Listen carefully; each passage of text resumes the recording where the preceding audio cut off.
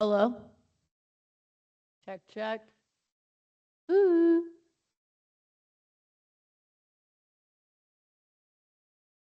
Hello, hello? There. That fine line.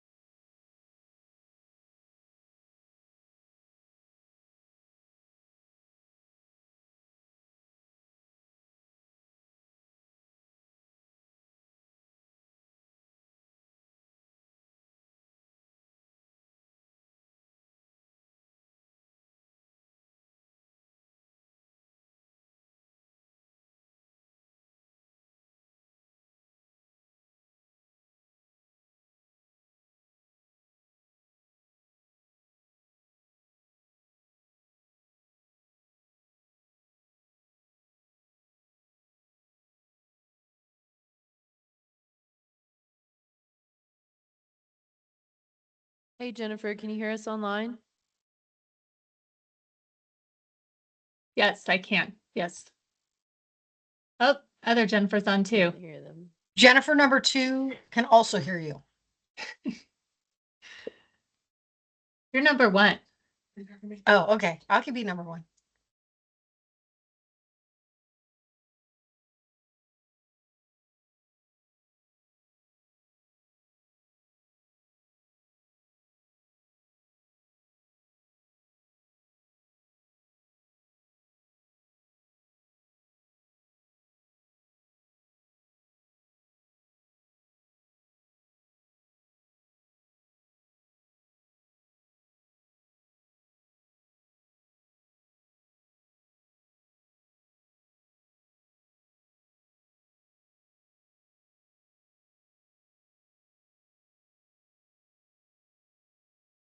Can one of you online speak again? Hi, Britt. Can you Can hear you me? hear me? Nope.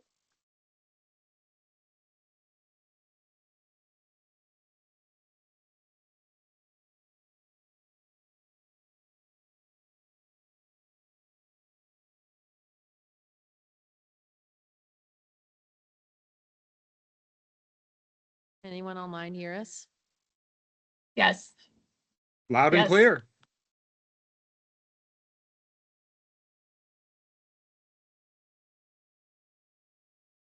Can anyone in the Can I get room someone hear to us go online One online? more time.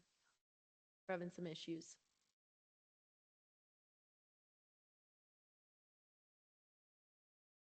Can you hear us in the room?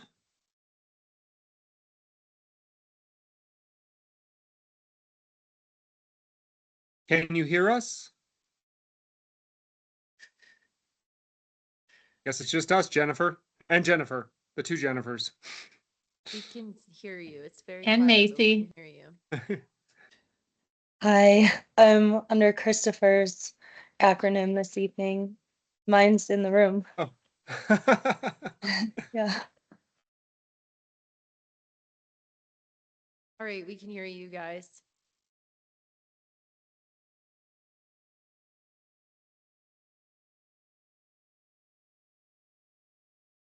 Can you hear me? Hello? Can you hear Hello. us out there?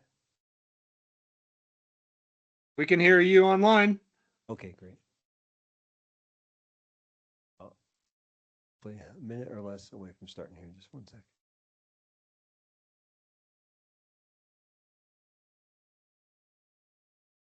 Good, Jen? Okay, good. Um,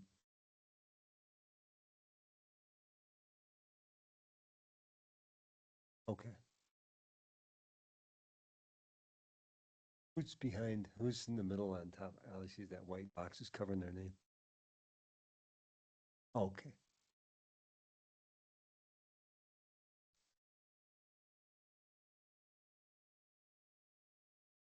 Well, folks, we're just waiting on one more trustee and we will get started when we have 4 trustees. We have 2 in the room and 1 online.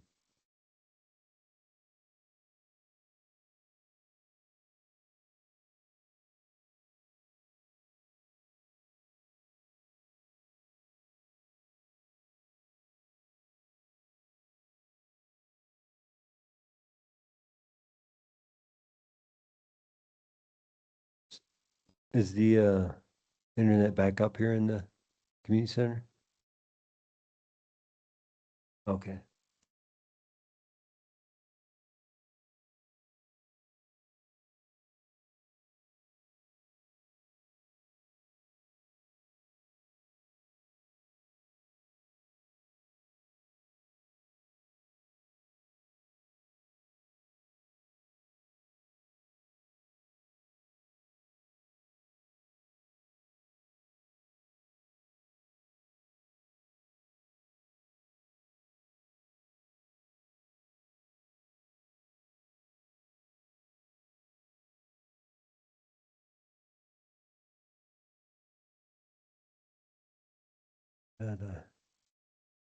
Yeah, it's me, sorry. Oh, so Macy's Chris. Okay, that's what she was.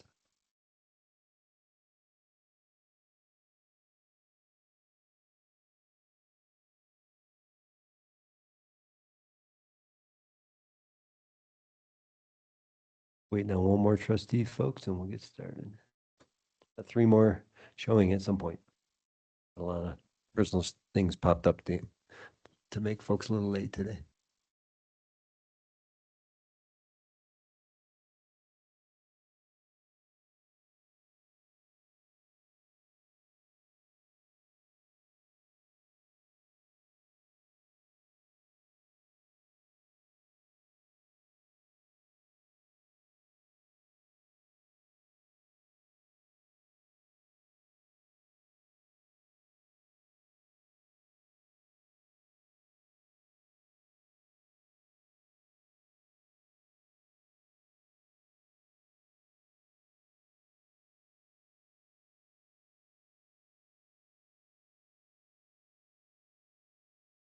Oh, oops.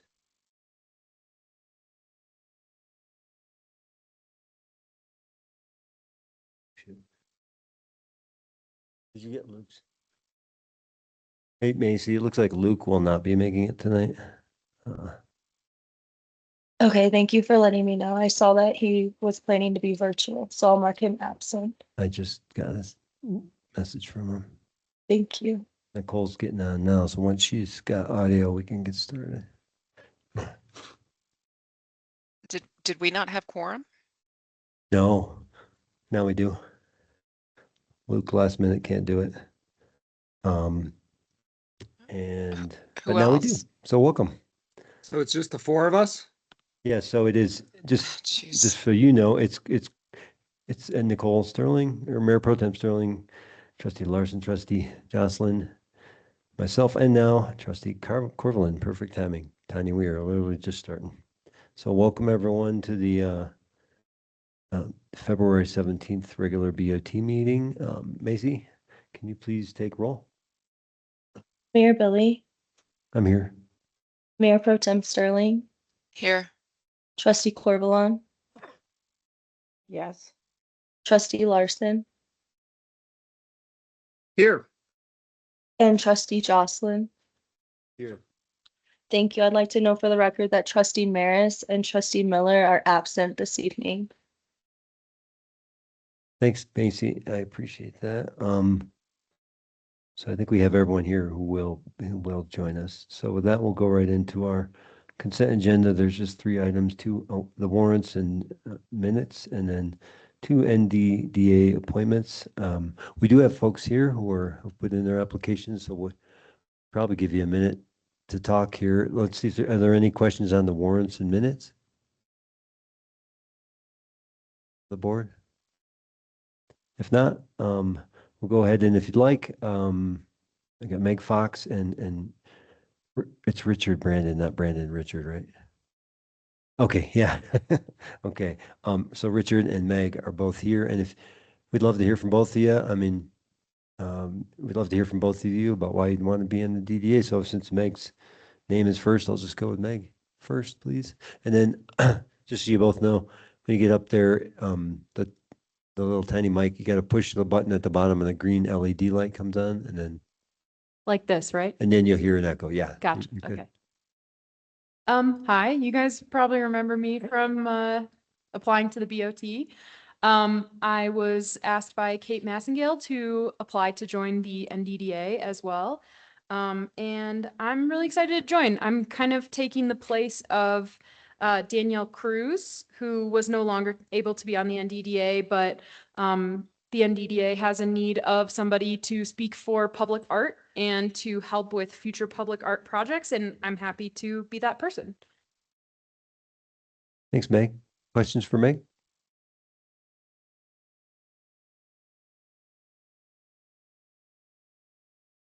Okay, great. Thanks, guys. Any questions from folks online, real quick?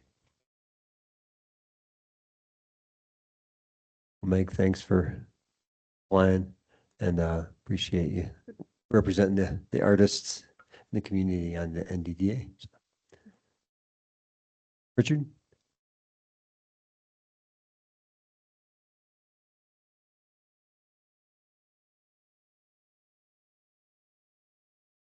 Push again. The green light's got to be on. There we go. Okay, thanks. Hi, thank you for having me here today. My name is Richard Brandon, and I also was approached by Kate to join the NDDA. I was referred to by Barbara Hart. I started to do a little bit with the Chamber of Commerce, and then that didn't follow through as much. And so I thought that she thought, and I thought that I could follow that momentum into helping out the NDDA as a business owner and property owner and homeowner here in Gilpin County and Nederland.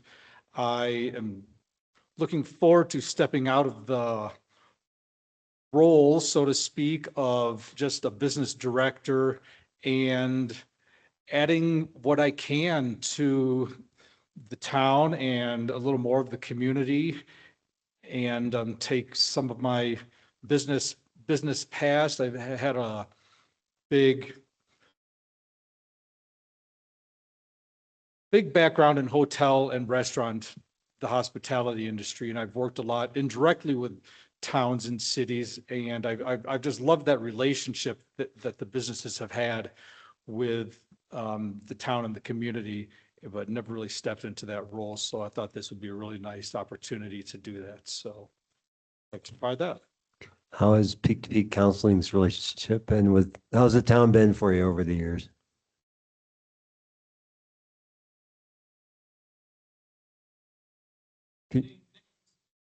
Are you on? I Okay. can't name names, but I've met a lot of people and a lot of associates that have done a lot for the town, and they've given me inspiration to step up and step out. And yeah, just to do a lot of listening and some input. And yeah, it's just really nice being that part. Great. Thank you. Any questions for Richard? Thank you.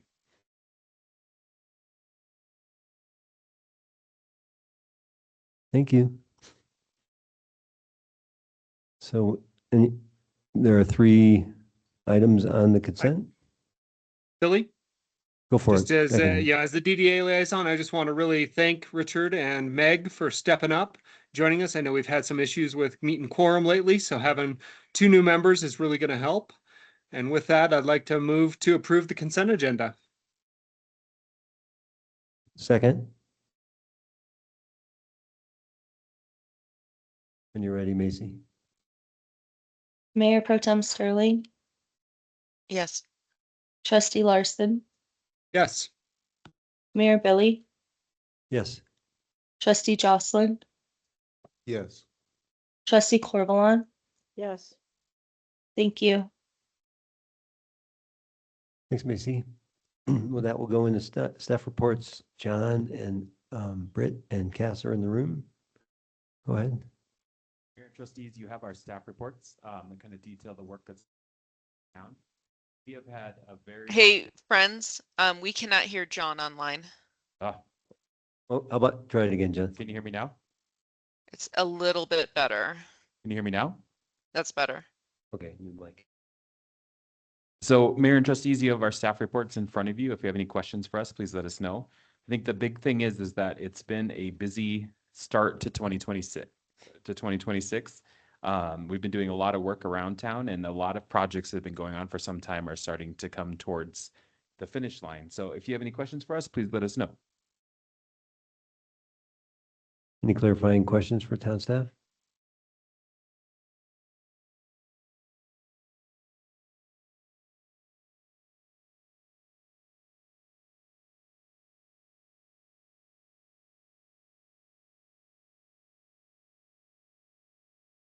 Thank you all. We appreciate those reports, and definitely been a busy start to the year, like I said. Thanks for keeping up with it all. With that, we'll go in. Oh, yes, Jennifer. Yeah. I was going to ask you to give us an update. Yes, thank you. I thought that this might be a good time for me to address comments that I made at the last meeting on February 3rd regarding the upcoming election. So I wanted to share publicly, consistent with the email that I provided to the board shortly after that February 3rd meeting, to clarify a statement regarding write-in candidates.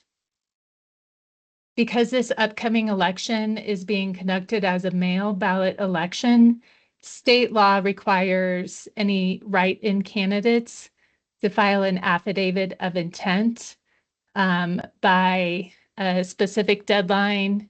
In this case, that would have been by February 2nd. Because no affidavits were filed by that February 2nd date, there are no valid write-in candidates for this upcoming election. My earlier statement would have been correct if this were a polling place election, but because it's a mail ballot election, there would have need to be a write-in candidate affidavit submitted by February 2nd. So because there's 3 seats for the trustee position in this next election and only 2 candidates, there will be 1 trustee position that will be vacant. And after the election, the board will need to either appoint someone or call for a special election to fill that vacant position. So I just wanted to clarify this publicly so that everybody is aware of this process and that there can be no write-in candidates. Thanks, Jennifer. Any questions for Jennifer?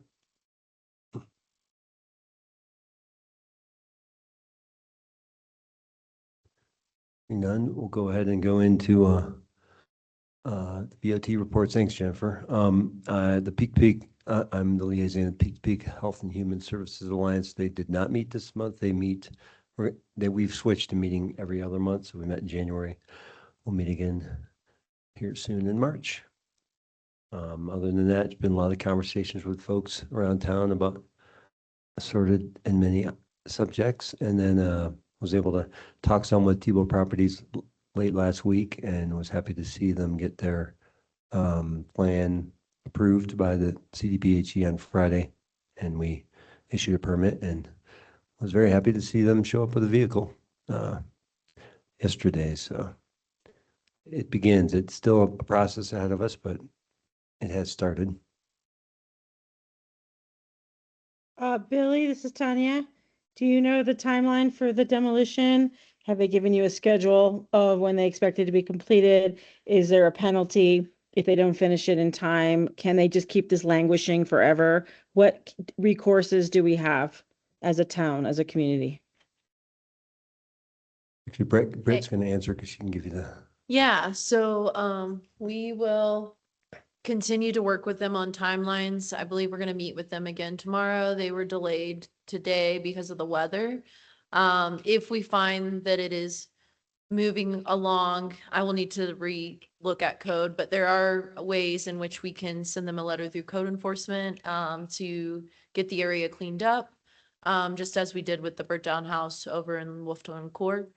So as soon as we have more updates on timeline, I'm happy to provide it to all of you in the public. Okay, and if they start but don't finish, what do we have as recourse?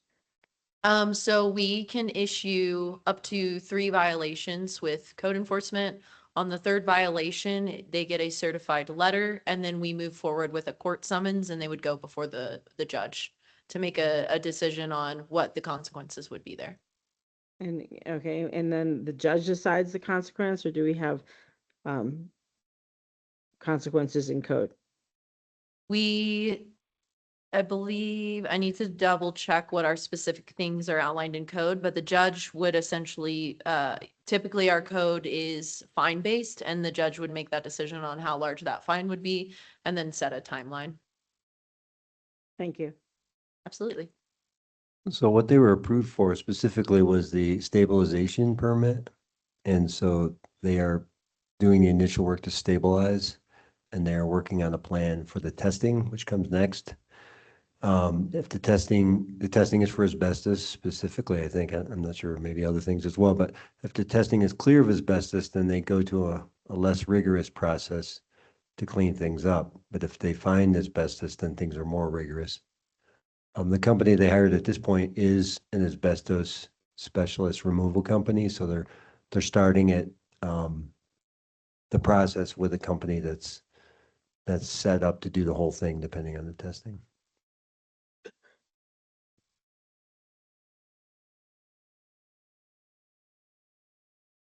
Now, Tanya, any other questions?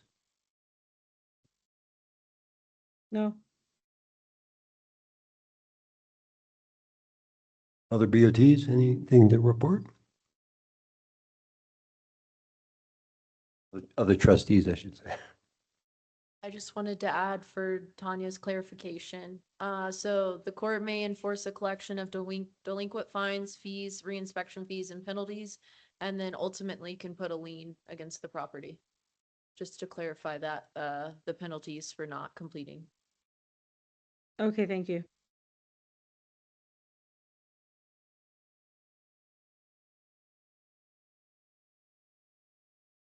I don't have anything to report, but I did want to bring to the board's attention that the Sustainability Board has been without a liaison since Ty has not been with us. So I was going to ask if it was okay if I met with them to see what their needs were.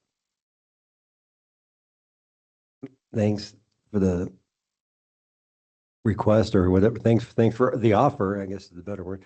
I think that's great. Other trustees, what are your thoughts?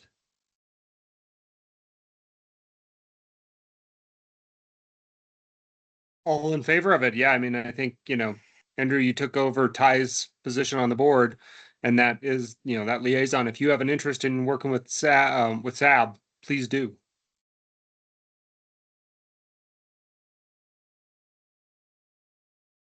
Nicole, Tanya, any thoughts? Yeah, it's fine. I think that's great. Thank you, Andrew. Yeah, not opposed. Great. Thank you all. Thanks, Andrew. Appreciate it. And I expect you know who to reach out to, but if not, John does. Or Cass does. Any other things to report?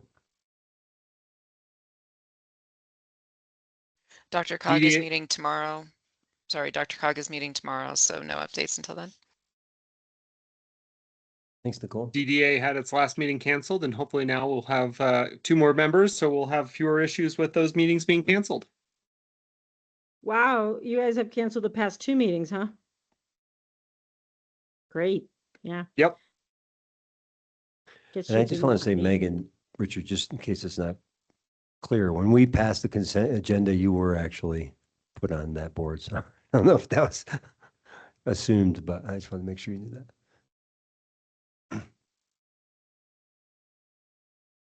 Anything else? Tanya, are you weighed down by BZA chores? No. Once again, No, you guys, nothing no, going on nothing's there. going on. Nothing. There's a phrase that has never been said in human history before, weighed down by BZA affairs. No, that would be ironic. All right. Well, thank you, everyone. With that, we can move into our action item, the CEO Local Impact Accelerator Grant application. Cass? Thank you.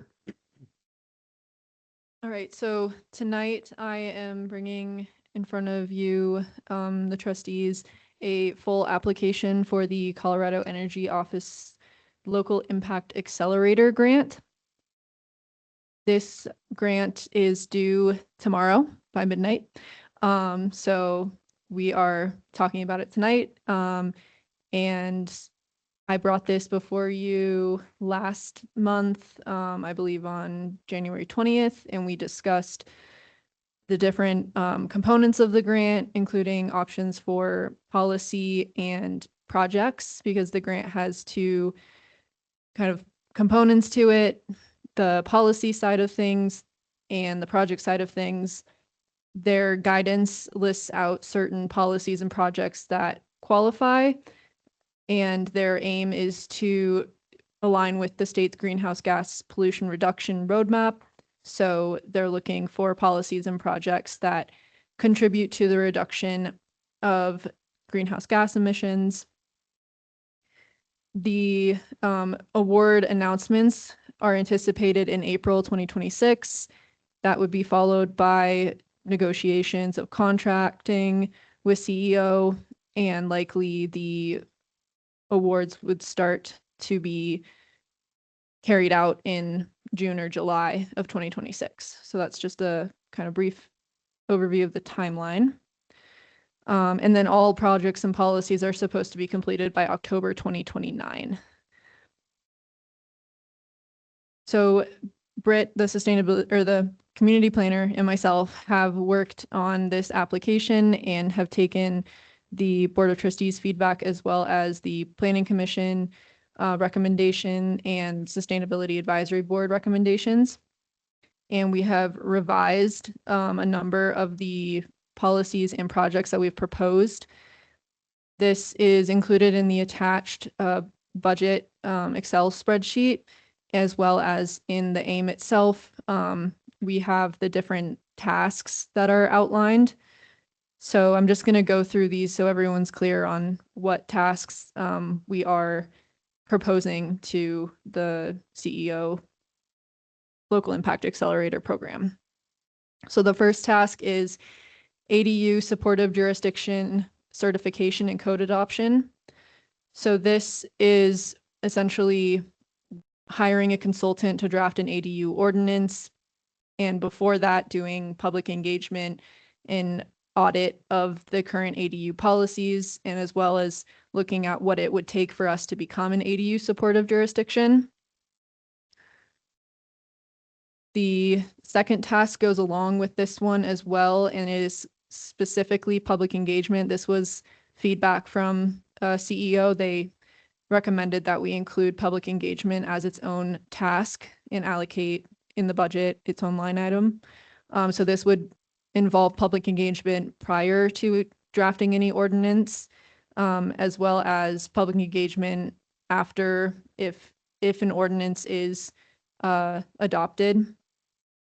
We would want to conduct public engagement to make sure that residents and homeowners and property owners in Nederland know what the changes are to an ADU code.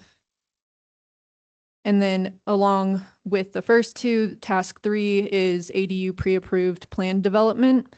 So in order to become an ADU supportive jurisdiction, we need to adopt at least one supportive strategy that is outlined in House Bill 241152. And one of the strategies that aligns with the comprehensive plan is a pre-approved plan development for ADU plans. These can be provided at no cost to Nederland residents, and they would be designed with public engagement and feedback so that it fits into Nederland's basically what we would want to see for an ADU in terms of the design, style, size, those sorts of things.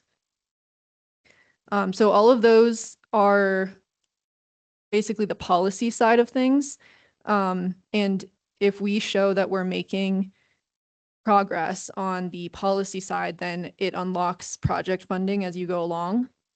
So that is would all be determined if we did get awarded and started negotiating the contract with CEO.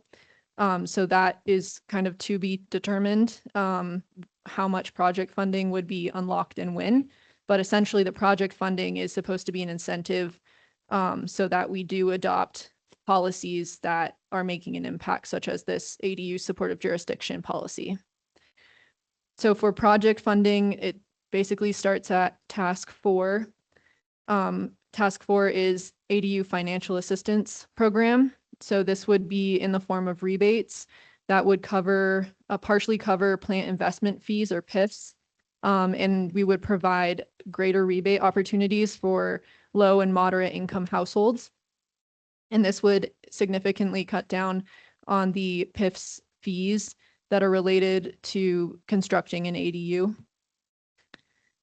Task 5 is ADU homeowner technical assistance program. And this one is focused on providing technical assistance to homeowners who are looking to design, permit, construct, or convert ADUs. And it would focus on feasibility, guidance, code navigation, and any contractor connections that might be needed up in the Nederland area. And it would just provide extra one-on-one help for homeowners who are looking to convert or looking to construct ADUs, providing that extra assistance that Britt, as the community planner, cannot give to every single person who's looking to construct an ADU. We're also anticipating with the financial assistance program that more people will want to construct ADUs, and so that would require more technical assistance needed. And that's kind of where this comes in, as an anticipation that we would need more help. This can also look like workshops where we have people from the community come in and we, show them pre-approved plans. We talk through what would work for them. We talk through the rebates that are available and kind of put it all in one informational seminar, and we can do multiple of these workshops throughout the year. And that would also involve hiring a consultant to work with us on those types of technical assistance. So that's on the ADU side of things. In the last meeting where I brought this to you, we also talked about the transportation projects. So task 6 is multimodal downtown preliminary design and engineering of First Street. I was made aware that in the sub-area plan, there is essentially a project to redesign First Street. And it's something that the NDDA is currently working on. I know they weren't able to have their last meeting, but I believe it is something that will be coming up with them. And so I was able to talk with the executive director of the NDDA and received, basic quotes for this project. But it would be essentially getting funding for the preliminary design and engineering, so no construction costs, just design and planning of First Street. And this aligns with what we talked about with the Board of Trustees and how most of the trustees wanted to prioritize sidewalks on First Street. Task 7 is bus stop accessibility and safety improvements, and that's also engineering design, not the construction costs. So this one is pretty straightforward. We have 8 bus stops in Netherland, not including the park and ride. And all of them could do with improved accessibility, pedestrian safety, and different amenities to upgrade them. The feedback that I got at that last meeting was that NEPIDAC may have access to construction funding. So if we can provide funding for the engineering design, then we could partner those things together and get these bus stops upgraded fairly quickly after getting those engineering designs. And then the last task 8, is connecting downtown to the middle school, high school through a bike and pedestrian rec path or sidewalks. And this, again, is preliminary design and engineering. I want to note that this task is included in the vision budget, not in the standard budget. So again, there were 2 budgets that we were basically asked to submit, and the vision budget is what we would do if we had more funding from CEO. So this one I noted was also a priority from the trustees. However, there is a lot more to do with figuring out access, and there's not as solid plans in place as there are with First Street. And so this one is included in the vision budget just to reflect that there is much more to figure out, and the cost would likely be a lot more for that planning. And CEO, is asking us to do policies and projects. And so we included, 1 actual policy, and we're trying to kind of scale down the number of projects we're asking for funding for, just to make this grant application more competitive. So there is a possibility that we get awarded the vision budget. And if we don't, then this downtown to middle high school connector would not be part of it if it's the standard budget. the financial considerations for this grant is that there is a 5% match for applicants. In our application, we are requesting that that match be waived due to Nederland experiencing hardship for a number of reasons, including our budget, as well as circumstantial hardship with the Caribou Village Shopping Center fire. And that will likely be discussed when they make award announcements.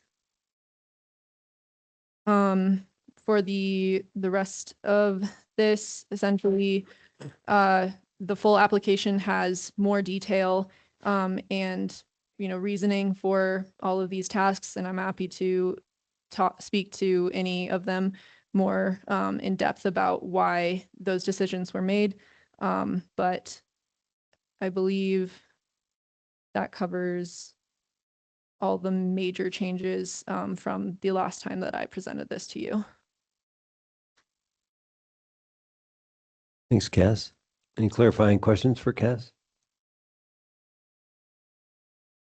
I have one. Is the only vision task 8? The other 7 are standard? Yes, and the vision budget also has increased amounts for the ADU pre-approved plan development, the financial assistance, the technical assistance, essentially expanding the capacity for those specific ones. Thanks. Other clarifying questions?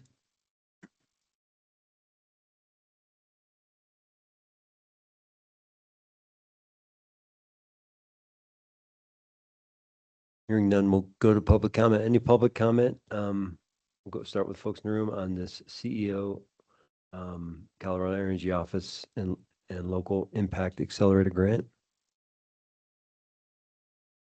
In the room? All right, folks online, any comments on this?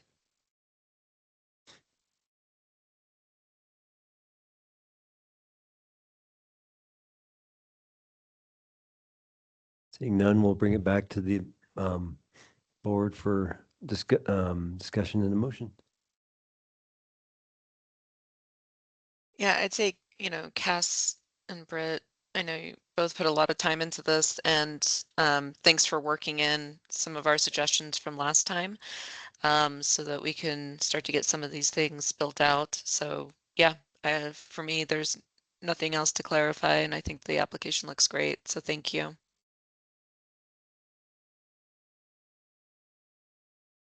Yeah, I agree. Thanks for listening to all of our feedback. Looks really well. Thank you. Broken record here. Thank you, Cass. Thank you for pulling this together, and let's hope we cross our fingers and hope we get the grant. Thanks for pulling it together short notice. And that's due tomorrow, so good job. Yeah. Thank you.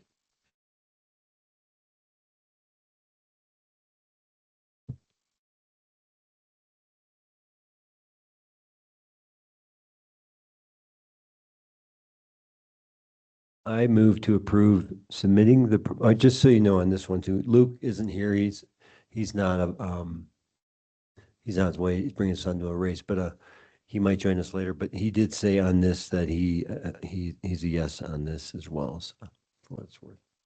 So I move to approve submitting the proposed application to the Colorado Energy Office for the Local Impact Accelerator Program. Second. Stacy? Trustee Jocelyn, Yes. Trustee Larson, Yes. Mayor Billy, Yes. Trustee Corvalon, Yeah. and Mayor Pro Tem Sterling. Yes. Thank you. Thank you. The motion passes. Appreciate that, everyone. Very much. And with that, we'll go on to our first discussion item of the evening, the Colorado Wildfire Resiliency Code. Well, Mayor and Trustees, I think this is the funnest acronym you have to talk about this year, the WUI. I like saying that a lot. I'm just going to tell you that.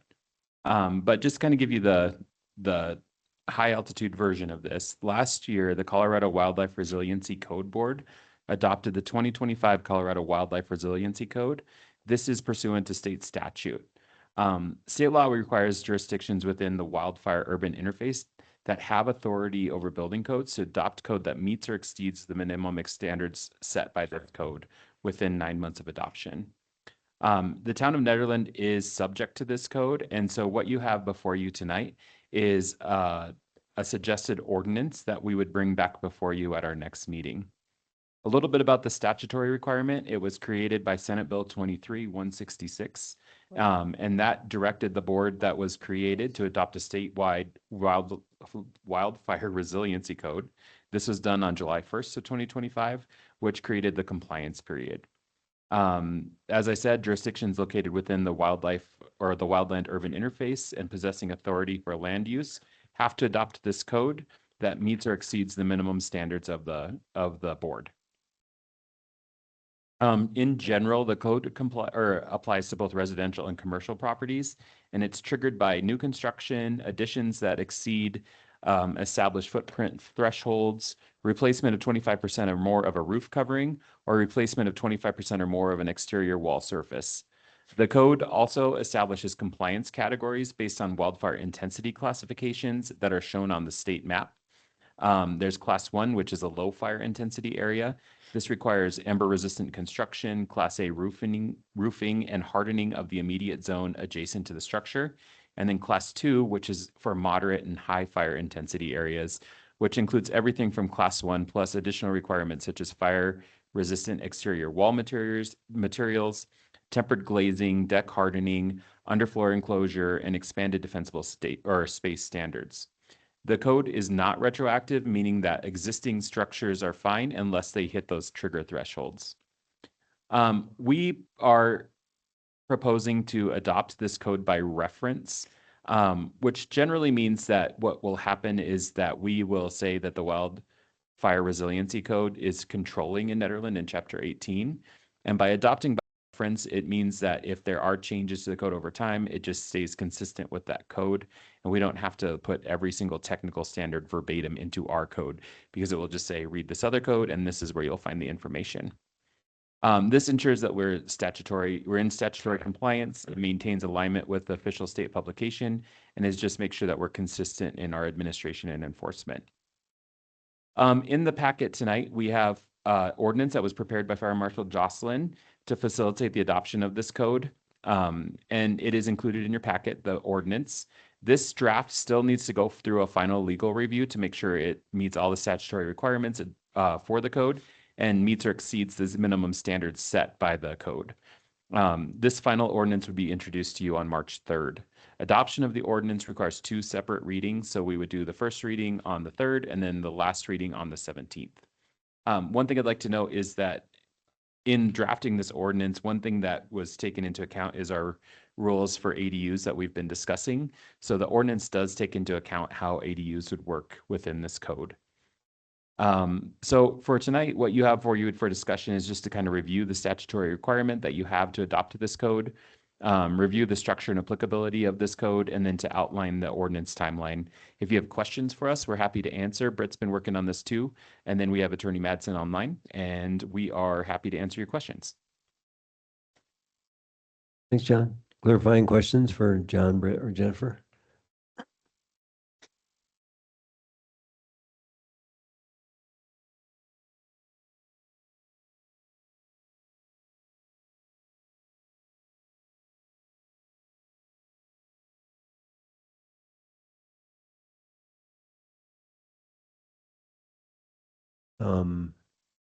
Hearing none, we'll go with public comment. Public comment in the room. Anyone in the room, first of all, on this discussion item on adoption of the 2025 Colorado Wildfire Resiliency Code.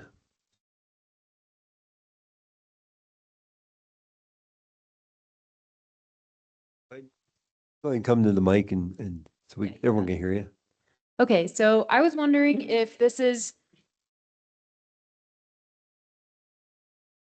my name is Meg Fox, and I was just wondering if this would be an enforceable code where if, it was noticed that someone was not adhering to this code, how would that be enforced?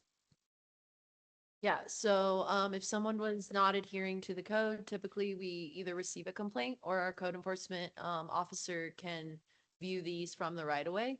And then we're able to quote this code exactly to what it says and send them a letter, and then it goes in violations of 3.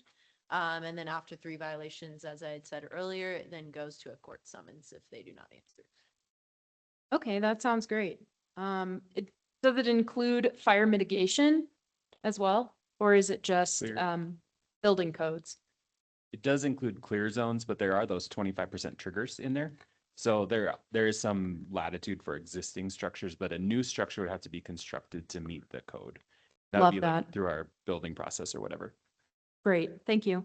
Thanks, Meg. Thank you. Any other public comments from folks in the room? Folks online, any public comments on adopting this code? Is this it? Yeah, go ahead. Yeah, I'd like to make a comment. There's this. Go ahead, Ron. There's something in there that says flat roofs are prohibited, and I find it confusing. It's numbered 3. It says roof forms, roof with parapets or incorporate front-facing gables consistent with the architectural character of the district for purposes something. Following definitions still apply. And then down further, it talks about a channel, and sorry, I just don't understand this. I think it's confusing. I don't know what you want for a roof. And then the second thing is that there's something that says there's a 35-foot limit except for peaked roofs. And we've been talking about having something in the code that allows for higher levels for to get 3 stories in with greater height limit in the ceilings on the ground floor. I think you are making a comment about a different item, Ron. If you want to hold that for later, is this regarding wildfire resiliency code? Oh, no, I apologize. I'll stop worries. right now. Sorry.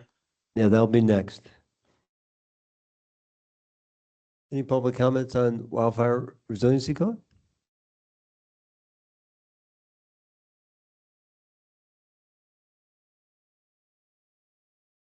If not, we'll bring it back to the board. I just want to make sure that the person that had their hand raised, DS, that you weren't here online, but you wanted to make a public comment. That was Ron Mitchell. I think he's at He's at somebody. David's house, probably, yeah. Yeah, he's at my house. I'm helping him with the connectivity, and no, I don't have anything to say on this. Okay, just wanted Thanks, to make David. sure. Thanks.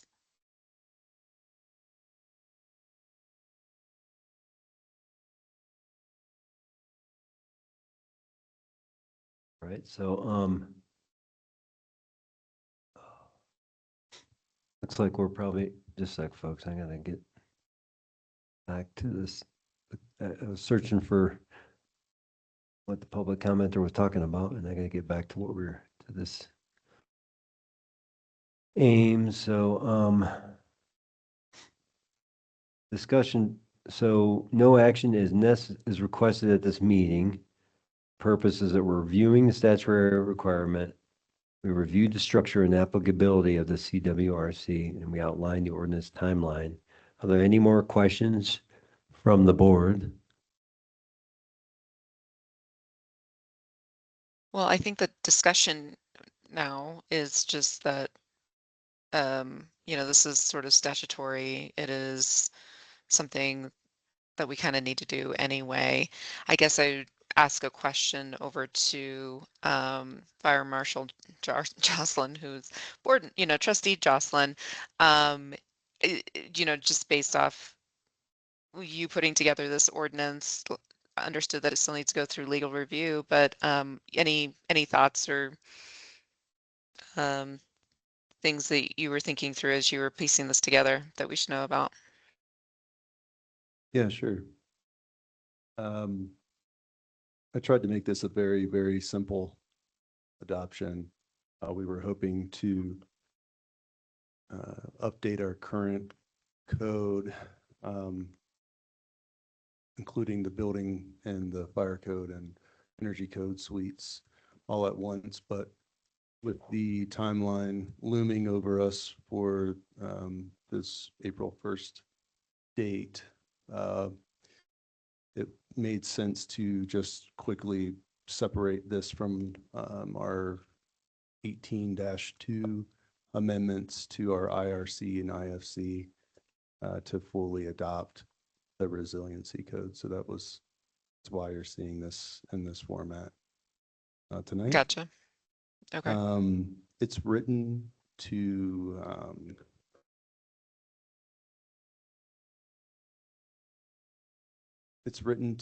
the same standard as our current amendments, with the exception of some requirements that we had to meet the state for, including the 8-foot fencing.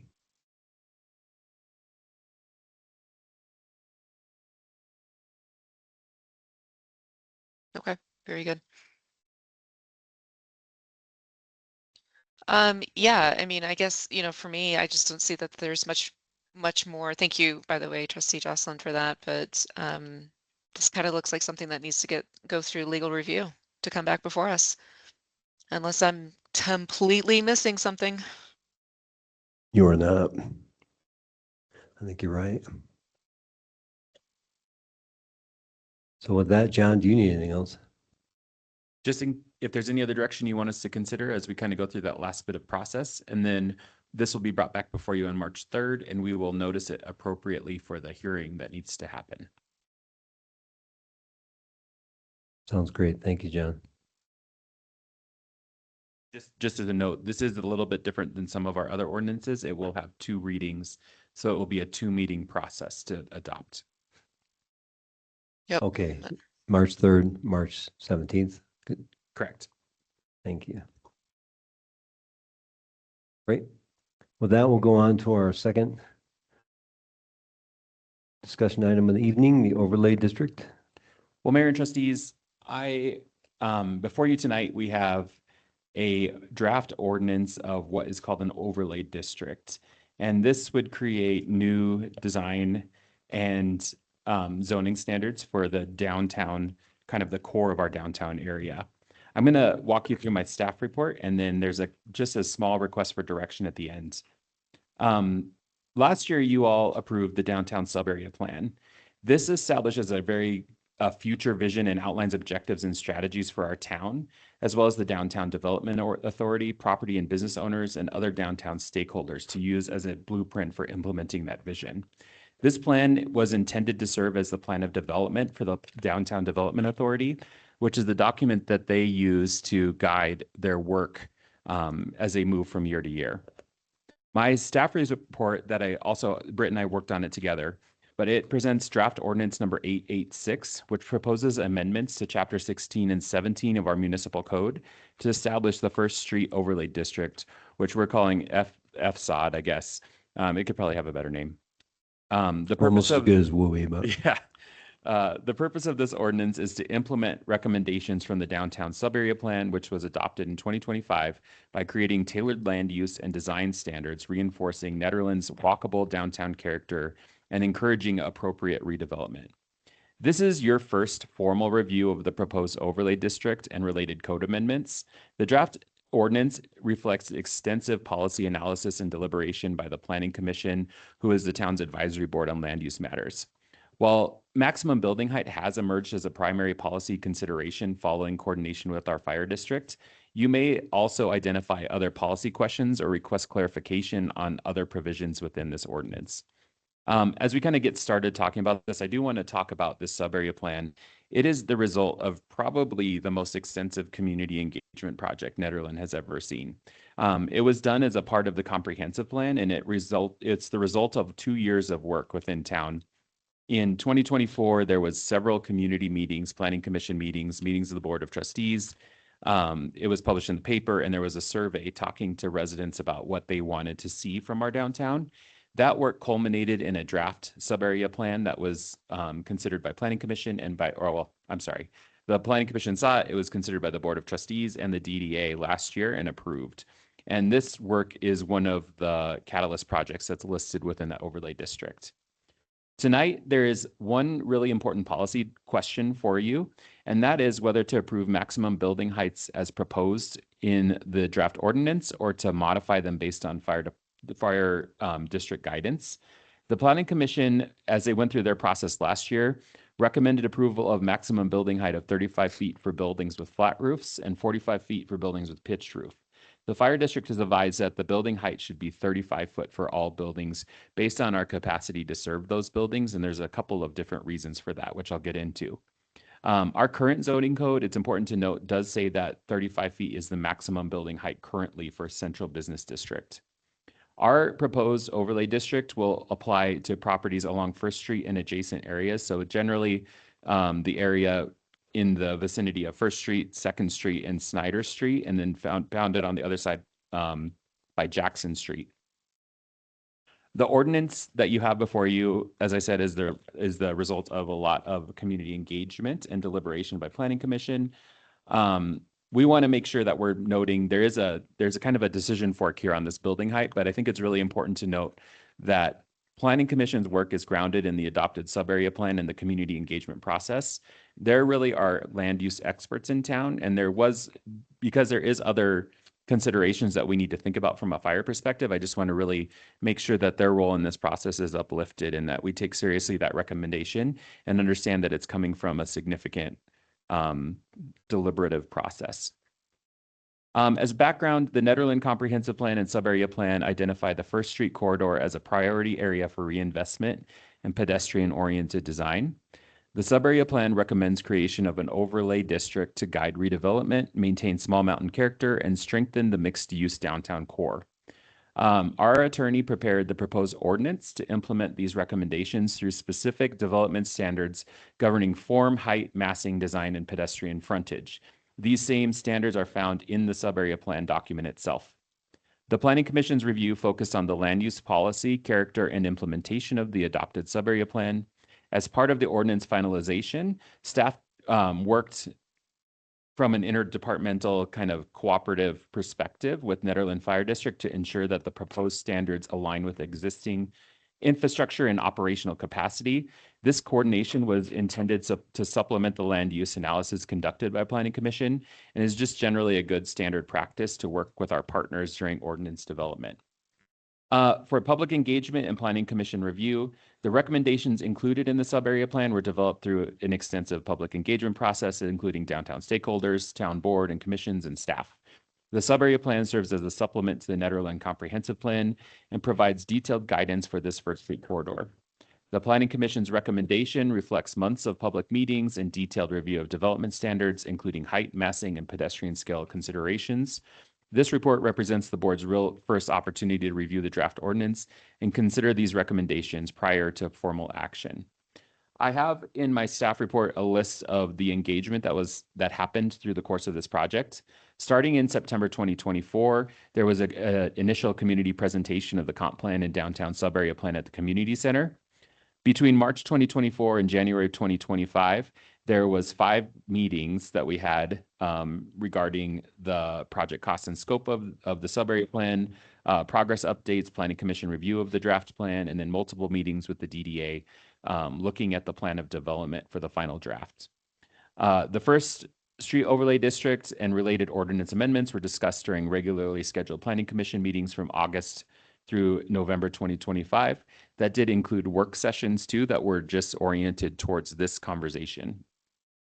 The Planning Commission evaluated building form, height, massing, pedestrian scale, and redevelopment feasibility consistent with the sub-area plan and community engagement outcomes. At the November 2025 meeting, the Planning Commission recommended approval of Ordinance 886, amending 16 and 17 of the Nederland Municipal Code to adopt this overlay district and align development regulations accordingly.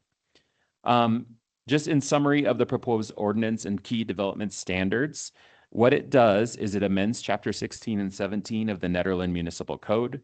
implementing recommendations from the downtown sub-area plan to guide redevelopment in this corridor, maintaining our small town mountain character, supporting a walkable downtown, and encouraging compatible mixed-use investment. Some of the key components that you see here are the overlay district boundaries and applicability. It generally applies to properties bounded by West 2nd Street, Snyder Street, Boulder Creek, and Jackson Street. It supplements and where necessary overrides some of our underlying zoning regulations. So this generally in this area acts as just an overlay of that zoning. It excludes properties in the public zone district. So those are properties zoned P. And it grandfathers planned unit developments that were approved before January 1st, 2026. And it also creates, it recommends no new PUDs, and that PUDs would still need to comply with these overlay zoning standards. For bulk form and design standards, it sets a maximum lot coverage at 80%. It requires a 10-foot minimum front yard setback. It requires a rear yard setback, a 15-foot minimum, or 5 foot if there is an alley. It sets the maximum building height at 35 foot for flat roofs, 45 foot for pitched roofs. It sets the maximum story of buildings at 3. Third floor step back along front street footage or first street frontage is 20 foot. That means if you do have a third story, the third story has to be 20 feet away from the street. It sets the maximum continuous building width at 200 feet. It says that a minimum of 20% of lot area dedicated to publicly accessible open space. It sets the primary building materials to be wood, brick, or architectural metal. It limits stucco, stone veneer, or exposed concrete. It details roof forms, and it prefers flat roofs with parapets, so like a false front western building, or front-facing gables, which is a or I'm sorry, I told you that wrong. Flat roofs with parapets or front-facing gables or other incompatible roof forms such as mansard, butterfly, gambrel, which are French-style roofs or roofs that go reverse pitch roof are prohibited. And it encourages street-level design, which is things like awnings, canopies, or arcades, sidewalk extension zones incorporated into the front setbacks, and generally design that allows for the activation of the street. For parking and uses, one big change is that it does not require parking for ground floor commercial, although uses above ground floor must follow the underlying zoning standards for parking. And it also says that outdoor sales, dining, and similar accessory activities are permitted by right. Currently, those things are SRU. Compatibility and pedestrian standards, it says that new development must respect scale and proportion of adjacent buildings, including height step downs near smaller or historic structures. So we don't end up with plinths, which is a word that we talked about at Planning Commission, meaning something that just kind of sticks up by itself in the middle of nowhere. And it also asks for finished ground floor elevations to maintain pedestrian engagement, meaning that folks can walk down the street and continue engaging with the structures. From an administration and enforcement perspective, all new construction, exterior alterations, and site improvements reviewed by the zoning administrator must be reviewed by the zoning administrator or me for compliance before building permit issuance. And appeals of my decisions may be made to you, the Board of Trustees. After the zoning kind of was worked through, the next step was working with the fire district.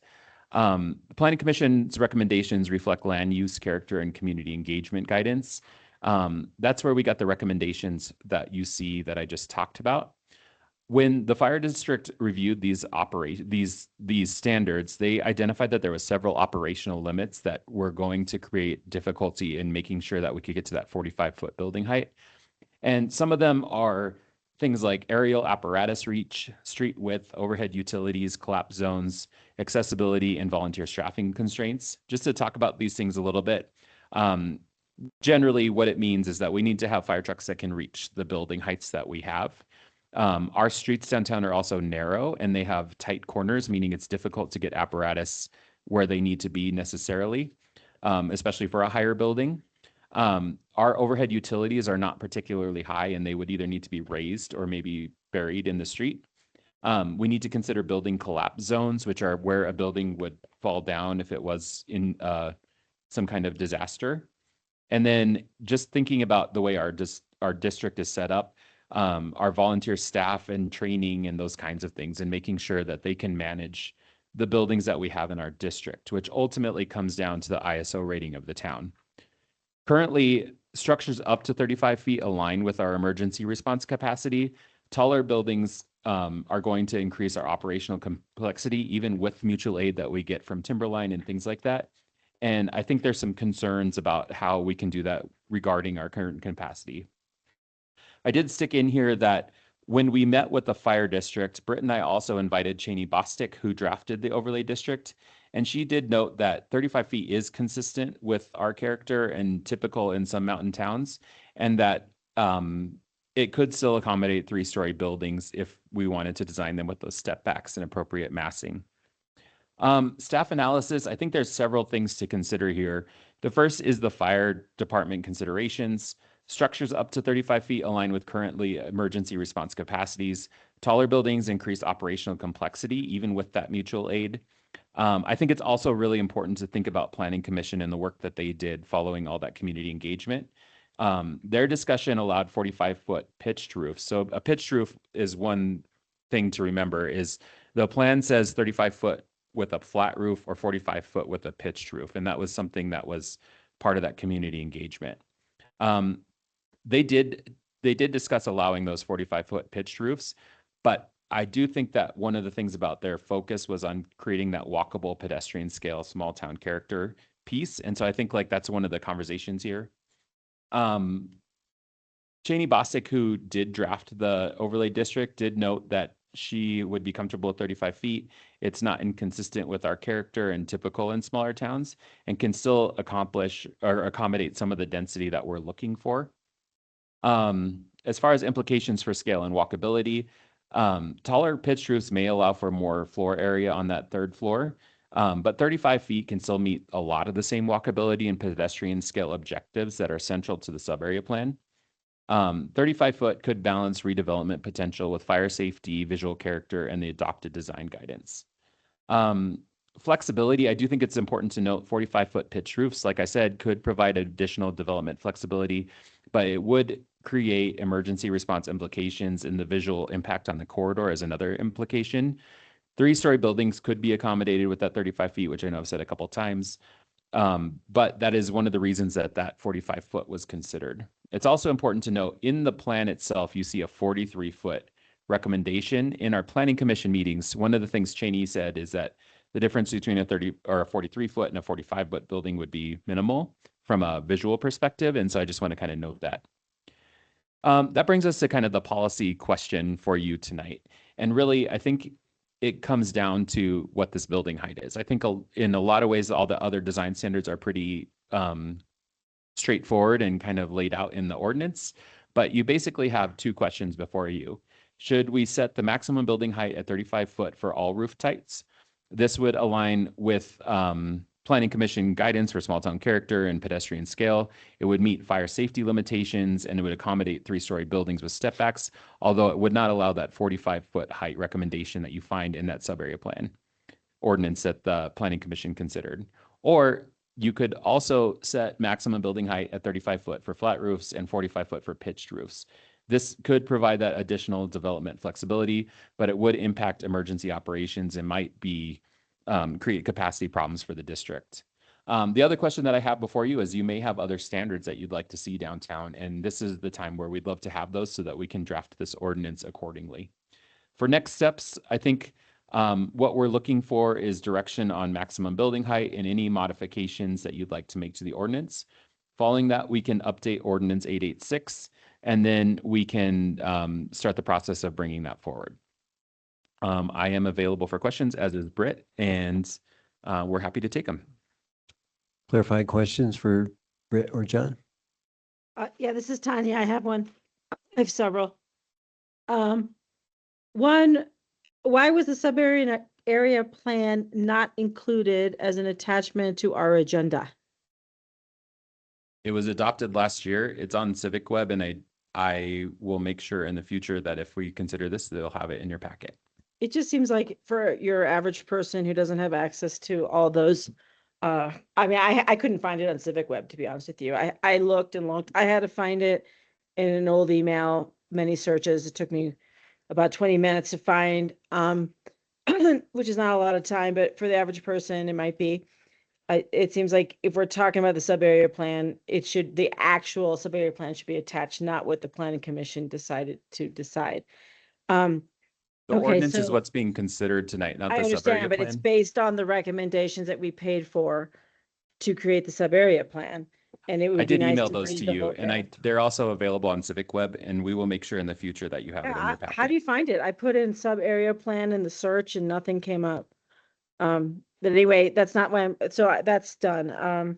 The second thing I want to say is in reading the sub-area plan, there is no statement of Cheney saying that 35 feet is recommended for Ned. In fact, she puts 43 feet as her recommendation.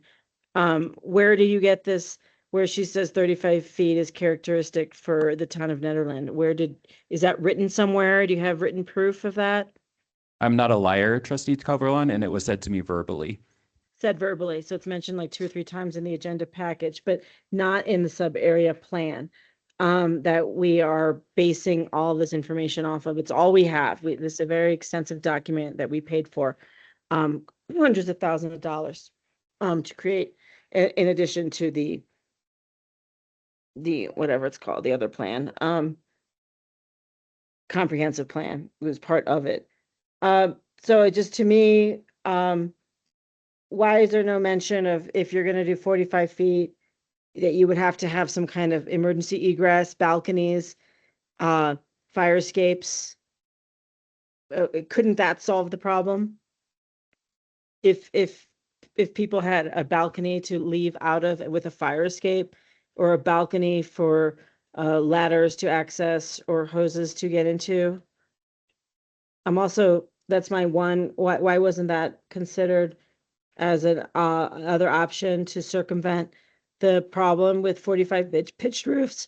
I'm not, I mean, was that even discussed? As I noted in my staff report, that's not the only issue, and there is a 20-foot step back on the 3rd floor. But there might be folks here in public comment that could speak to that better than I think. I'm Chief just Schmidtman curious, is because here. it seems like if there were fire escapes and outdoor egresses to access those, or to access ladders, that it would pretty much solve the problem. That, in addition to the fire code that we're passing, and that has been passed in the past, it's pretty stringent about sprinkler systems and materials used. It's not the tinderbox that we have in Old Town, this would be a building that would be more difficult to combust, shall we say. Can you answer, how high is the affordable housing project on the highway? It's approximately 35 feet. It might be a little bit more on the top. I'm not positive. So with the pitched roof, it's 35 feet? It doesn't have a pitched roof. No, nowhere? Okay, there's a couple of spots that are more pitched than others, but, so 35 feet max, they've done it there. Okay. That was just it. I was just curious why there were some alternative, possibilities, instead of just saying yes or no and so blatant about it. We could always work around things. You could have a maximum amount of building that could be of that pitched roof of that building. Say 50% can only be 45 height, and must have an egress, must have a fire escape. Speaking of maximum, is there a maximum building size? I know there's 200 feet frontage, but what's the maximum square footage? Did the planning commission come up with one?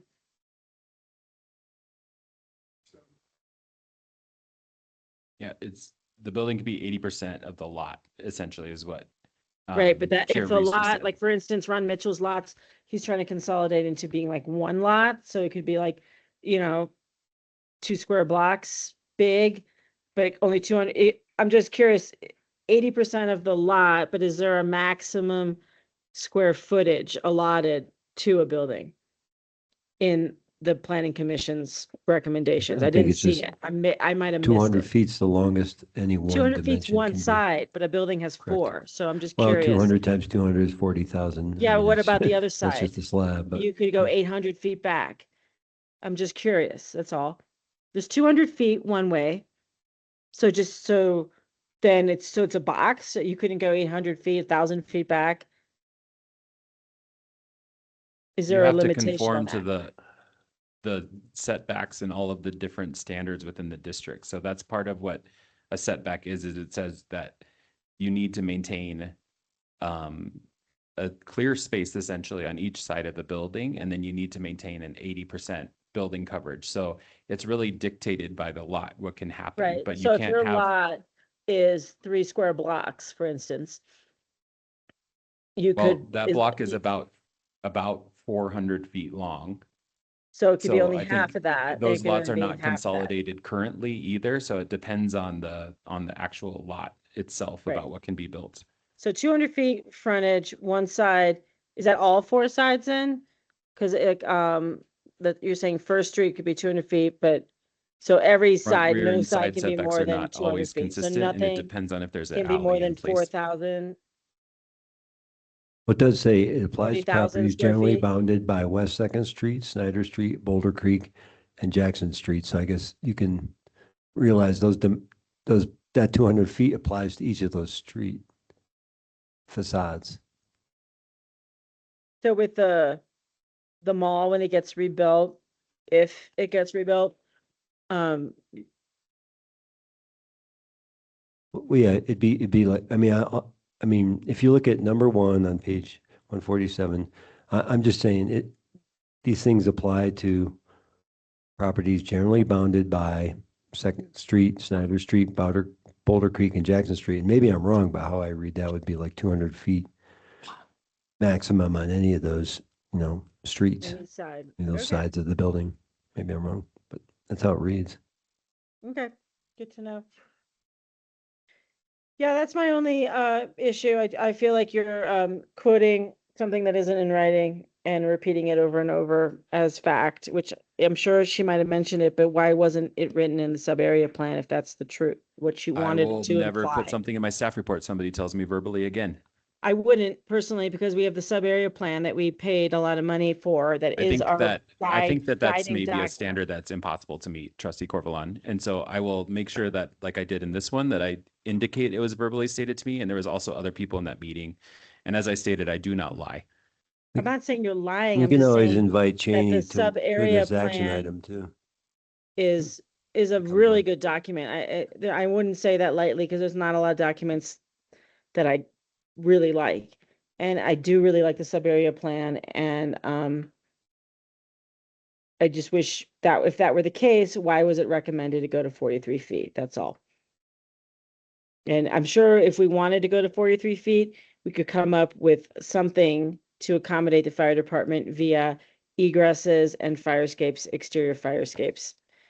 In our code, we could put that if we cared, which I really don't, to be honest.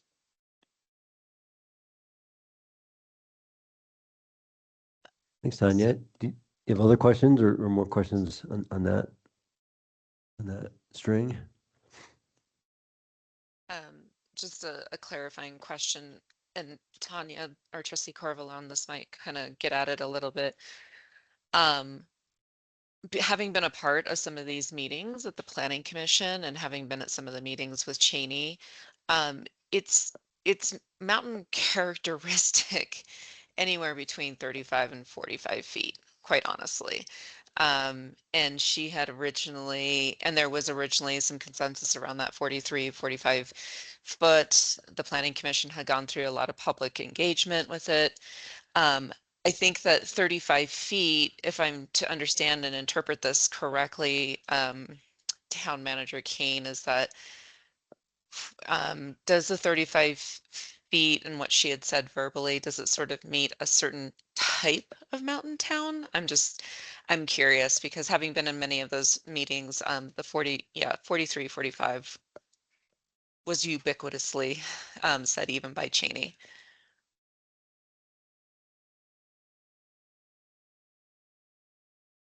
John, did you catch that? Yeah, I think the 43 foot is consistent with the mountain corridors as trustee, or as Mayor Pro Tem Sterling said, but that is what she told us in the meeting. And I'm not going to not say that didn't happen. Right. So I think that what that does is that kind of serves my point is that we're good anywhere between. I think Cheney, she sees it at 45, she sees it at 35. Yes.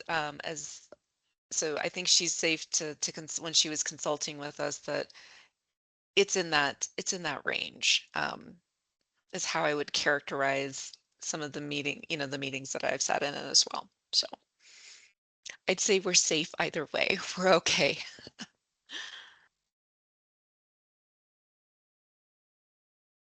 Thanks, Nicole. Other clarifying questions?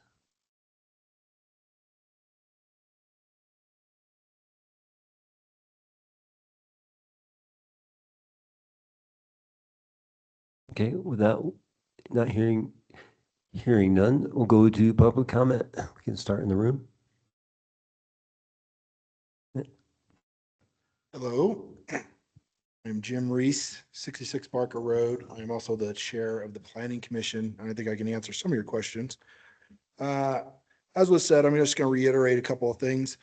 This was an 18-month process for us, and there's 334 separate engagements during this comp plan process, 205 by survey, and the rest of them were through public meetings, open houses that we had where we put the aesthetics up and people came and voted on what they thought would be acceptable.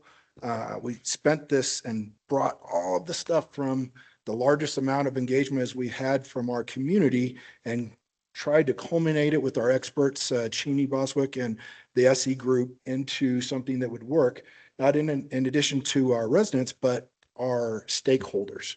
The 43-foot height came from, and it's only for the overlay district, which is just basically right there, the downtown area on First Street and Second Street, in between Snyder's Garage and the Visitor Center, right in there. That was because some of the main property holders said, hey, for us to develop this and down the line, we're going to need this to be to 45 feet. And we came up with 43 feet. That looked like that was going to be something that was a mountain characteristic that would fit in with the other towns, the other buildings in our town. We had 3 separate work sessions on this where we had the public come and the main property owner, Ron Mitchell, came and representatives of his, and we discussed this. Mayor Giblin and Mayor Pro Tem Sterling was at one of those work sessions where we worked through not just the height, but many, many issues. The only thing that really has come out has been as a sticking point is this height. Basically what came out of it was we didn't consider fire safety. That wasn't our role. Our role was consider land use and what was best for development of the community. I will say that the fire department has a approval box on every single building permit that goes to this town. Every single one, they get a chance to approve or deny. I asked my wife, who was the town manager in 2010, if she had ever heard of a time when the town had approved and gone forward with a project that the fire department had denied because of fire safety reasons. And she said, never. We would never do that. We would open ourselves up to so much liability. So they have in fact, veto authority over every single building that gets built until the fire mitigation, building materials, setbacks, sprinkler systems are in such a way that they feel that it's properly mitigated and it can be safely done. That might not be done for 6 or 7 years, or maybe we'll get a truck in 6 or 7 years, but just remember, we only do this once every 10 years. Once every 10 years, we have this process. Am I here as a member of the planning commission or a member of the public? Are you wanting to hear me talk about this, or do you want me to leave now? How long are you going to talk for? I'm going to You're keep here, talking. you're here as a member as a public. Yeah, okay. Well, So how long give me do you 2 more need, minutes Jim? then. Thanks, Wait. Mayor Billy. It has been 3 minutes. Thank you. I know, I just gave him that knob. The town code and approval of building applications are 2 separate issues. Okay, so we did the town code, we followed the process, we took the public engagement, and this is what we came up with. I recommend you approve the 45-foot height that's in the ordinance, because at any time over the next 10 years, there could be an opportunity for the fire safety to be mitigated in such a way that that building could be built. Until then, the fire department will have veto authority on every building permit. Thank you. Thanks, Jim. Also, I want to clarify, because Chair Reese does represent the Planning Commission, and many other topics in the past, we have given other board members more time than 3 minutes. So Mayor Billy, you were just looking at him as a citizen? Well, I mean, I know this happened once with Roger, and I mean, I'm happy to do that if we want to really bring up. I mean, I just wanted to be clear, this is a Board of Trustees conversation ultimately, but members of, you know, we got the chair and the vice chair of the Planning Commission if they wanted to get up here and talk, and we have the chief of the NFPD here. He would also join the DS. We could do that if it was done in a controlled way, which I will make sure it is. I am trying to get through public comment. I asked for public comment. Jim came up first. I was sticking to 3 minutes. Yeah, I think just some clarity, just because they do have a planning commission role, if we're asking them for their planning commission perspective or not. Well, we could give more time to these guys, and like the three of them, like I said, and so yeah, I guess maybe it's more appropriate if we do it in that way where you're at the podium. Yeah, you can. Okay. Sorry for the confusion there. So that's how we came about our process. We went through that and we took in good faith the information. We tried to work with the major stakeholder, which was Ron Mitchell, who was telling us what they needed. And that's how this came about. The 400 square foot is only for a building front. We did not take up anything to do with square footage. What came out of that was we looked at 80% of lot coverage. There's a lot of other things in there, setbacks, what the facades would look like. All those things are a result of us trying to cobble together the feedback from the public and take all the open houses and everything. You were involved in several of those meetings yourself. And so, you know, and unfortunately not sometimes we don't get a lot of public engagement on these things. This happened to be the most that we've ever had in anything. And I was just going to say, we only do this once every 10 years. So we have all of the backing, all of the public engagement, all of the resources and the town staff and time that we did to put into this 10-year plan. And that's what's backing these recommendations, in addition to all the time and effort from the Planning Commission and the public engagements we did and the work sessions. So if you decide to not go with the recommendation, and then somewhere down the line in a few years, someone tries to do something with that project and they want to raise that to a higher price, you're going to basically have to start this process over. I feel like that these recommendations have a lot of validity. Why do you think that? Because they have a lot of validity, because we had 334 separate engagements by our citizens over 2 years period, with open houses and people that came and said, this is what we want our downtown corridor to look like. We have experts that put this together, and we had all these meetings, which many of them you were involved in, that talked about and said, hey, this is what we would like to see our future. And this is what we're doing. We're trying to plan for the future here. Again, I like to point out that the fire safety aspect doesn't have anything to do with code. This particular code, building code. Okay, that's something where the fire department has a different role than we were. We're looking at what we could do and taking the engagement from the public and saying, hey, this is what we'd like to see our downtown look like sometime in the near future. So my theory is if you go back and stick with what we have, other than, and it's fine. If it's 35 feet, you know, maybe something will get built there. Maybe it'll be fine. But the people in town said, hey, we're okay with that. You know, we looked at these pictures on these boards and we agreed, and we said, hey, these facades and these different things, this is what we're willing to accept for progress on our town. So if you don't have that legitimacy of the process, and then say 6, 7, 8 years from now, a developer wants to come and do this, they're going to have to readdress all this. And I'm afraid it's going to be the next comprehensive plan before you're actually able to make these code changes. So that's my whole point on it. You know, I'm not invested. I'm not an investor. I'm not a landowner downtown. You know, I would like to see our town progress. But I just feel like it's important to point that out, that there's the legitimacy of the process and that the fire department has approval authority on every single building permit. And until the developer can say that this is going to be effectively mitigated, they can deny every one of them. Thank you. Any questions, I'd be happy to answer if Tanya had any more questions that she had about how we came about our process. Tanya, you have any questions for Jim?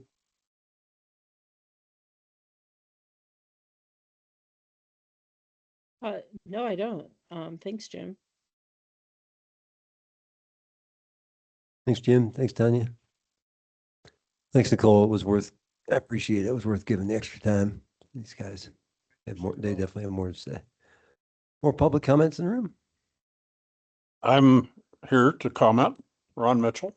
Hey, Ron, we're going to go in the room first and then, but yeah, we'll go online next. So yeah, you can come, you can be next. Well, you can be as soon as we leave the room. Okay. Others in the room still. Green lights on. I think we're good.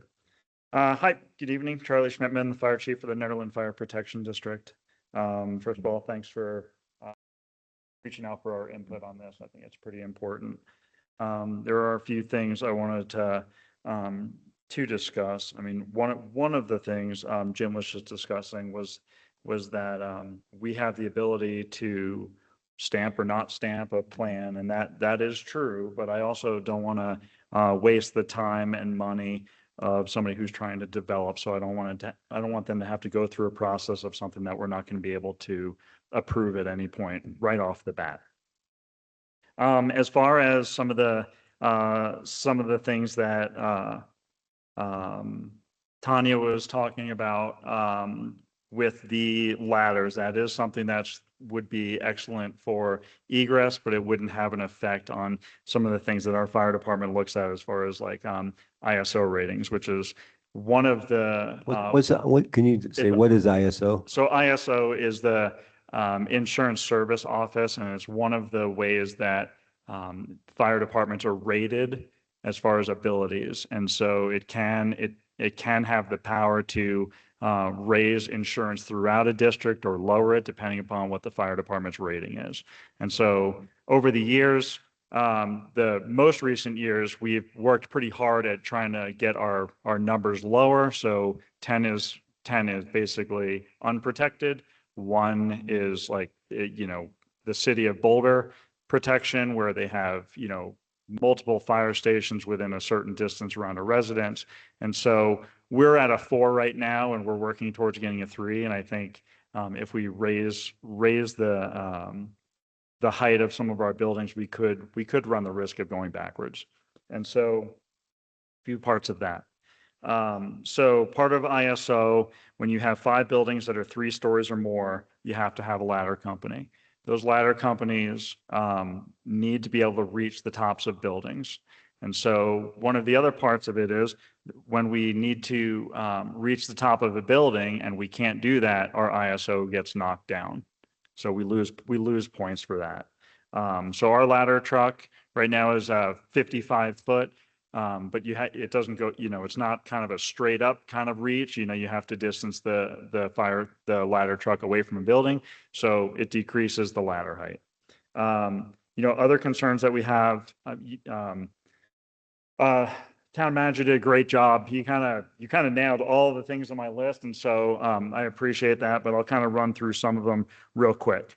So the impact on our district, the increase need for capital projects. So if we were to need to get a larger ladder truck, we'd have nowhere to put it. So we would have to get a bigger fire station. We'd have to have more insurance. So those are kind of some of those steps. We'd have to have increased training for different styles of building. It's a mid-rise building, so we would have to look at that. We'd have to have increased insurances. We would, let's see what else we had. Some of the examples that the researchers did in this project You tried to compare apples to apples, but when you look at our fire district to some of the fire districts that were compared, they were 2 to 4.5 times the size and budget of our fire district, plus 2.5 to 4 times staffing model that our district has. As far as I know, I haven't seen what the roof pitch looks like, what that element is on the buildings. You did discuss collapse zones, but the other part of the collapse zone is also the ability to work around that collapse zone. And on First Street, specifically, you wouldn't have the room for firefighters to work on that whole side of that building. And so that's another increased challenge. So the safety of our firefighters.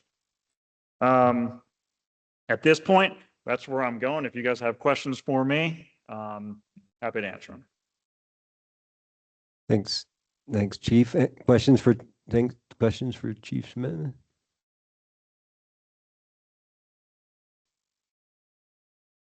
I have a question. No, not from the public, sorry. From trustees.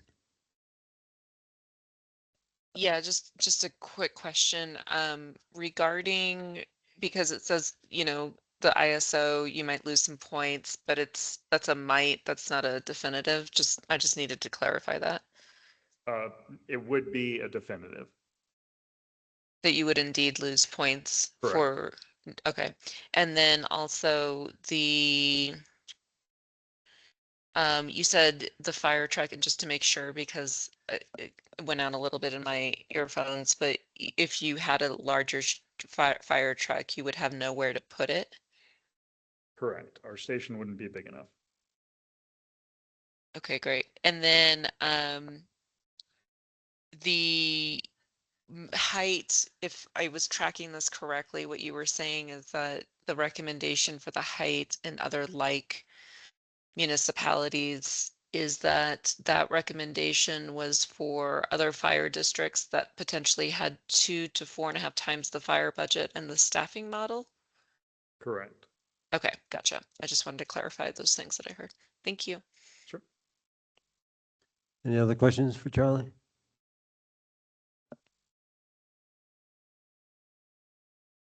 Okay, thanks. Thank you so much. Any other public comments for folks in the room? Hey, folks online, Ron, if you'd like to go first, or you may. Give you 3 minutes. Who's going? If you'd like to go, Ron, you can. You Sure. can. We're all done. I'd like to ask the fire chief, how does Blackhawk have a 41-story building? Is it that their budget is much higher and much more money, so that they what keeps them to have a 41-story building, and how do they protect that? Actually, I'm timing you, so why don't you give us all your questions and comments, and then that would be a good question for Chief to answer later. Well, you have other comments, Ron? Yes, I do. The thing that a developer looks at, and has to, of course, in every one of these ordinances, is whether or not he'd be able to make the project that he proposes pay for itself, plus, and be functional enough for the people who are going to try to earn a living in the areas that they rent in the development. And I think Cheney Bostic probably did that when she came up with the recommendation of between 43 and 45 feet. And so I've done a lot of that, and I don't think it's not your job to do it, it's my job. And the difference in terms of the probability of success between 35 feet and 45 feet is extremely significant. And I've pointed this up, and I appreciate Jim making a point of it in terms of the fact that Cheney had mentioned it, because it is a significant factor. And I want everybody to understand and realize that, because his statement that it may be another 10 years before we have another comprehensive plan if the figures don't work out. Thanks, Ron. And I realize there are some people in town that would prefer nothing change.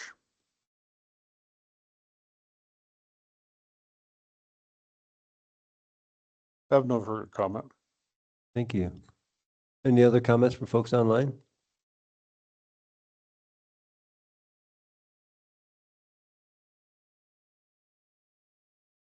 This is David Seitz. Go ahead, David. Some years back, Ron and I brought a proposal to redevelop my property at Second and Snyder. And we got a hard no on going 3 stories. And, I designed that on a Mac, and boy, did I have to squeeze things to try to fit 3 stories into 35 feet. I just don't think it's going to work. So when you put a 35-foot limit on there, you can't go 3 stories. So that's one thing. But then the other thing is that when you say that we're going to take this all the way to the creek, we are in effect creating an historic zone on the south side there, because nobody will be able to build there with a 20-foot offset from the property and all of that. So that's what it's going to stay perpetually. There's a vacant lot there. I don't think anybody will be able to build there. So, when you put in the 35 feet and a flat roof, you're precluding development as far as I can tell. So anyway, that's it. Good luck, everybody. Thanks. Thanks, David. Other public comments? Folks online?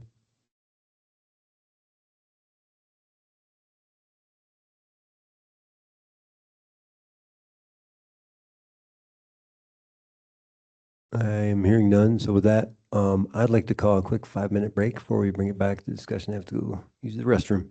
So we'll be back in about 5 minutes.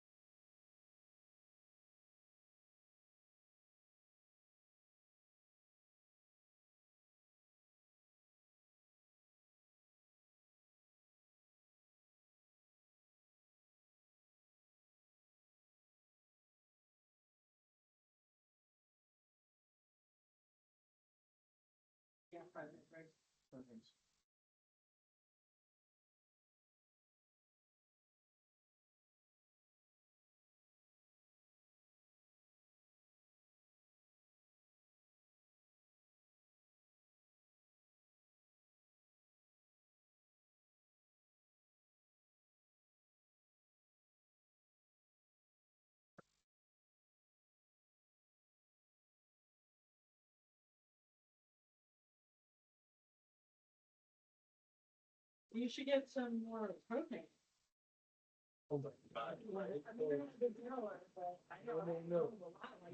I need to.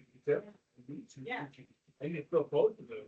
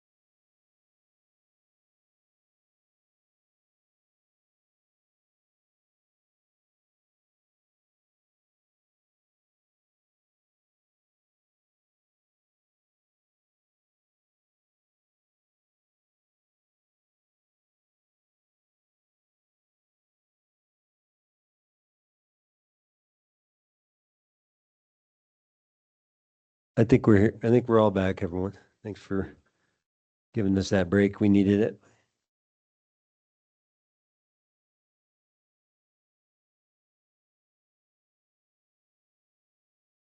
Thanks, everyone. So we are back at discussion with the BOT with this discussion item. And then the ultimate questions for the board are on policy consideration for the board of trustees are on page 149 in the middle of the page. Hey, Mayor Billy, is it possible to have Chief Schmidtman answer the question Oh, from? yeah, actually, yes, thank you. He was in conversation, but I want that to happen too. Charlie Schmidtman, Fire Chief still, I think. So Ron's question, so my understanding behind that, and I wasn't part of that building process in Blackhawk, but my understanding are a few parts. So town infrastructure. So the first thing we're going to look at is water supply. The other things we're going to look at is the the fire safety systems within that building. So standpipe, sprinkler systems, that sort of thing. So if that building is on fire, how long can the town's water supply support that building being on fire? And the other part of that discussion would be the paid fire agency that supports it. So do they have a full-time fire department, and we are still majority volunteer? So the difference was infrastructure. Infrastructure and fire department paid staff. Thanks. Yep.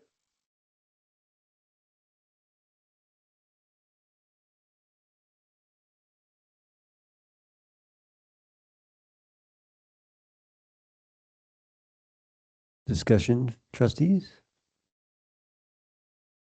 So we're finished with public comment? Was that all of them online and Yeah, in-house? it was only, Okay. it was only Ron and David online. It was only Jim and Charlie in the room.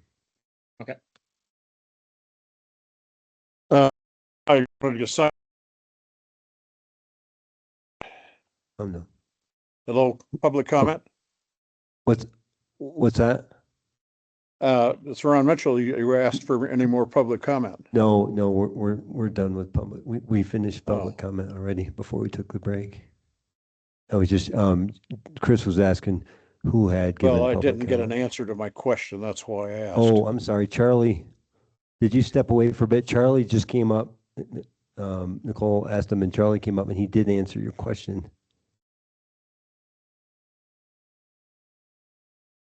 Paid staff, the fact that, Blackhawk Fire Department has paid staff versus primarily volunteer, and then they have a greater infrastructure with water and just other things that they would need. So that is why it's the difference in infrastructure. I'm going to bring it back to the trustees now for discussion. Yeah.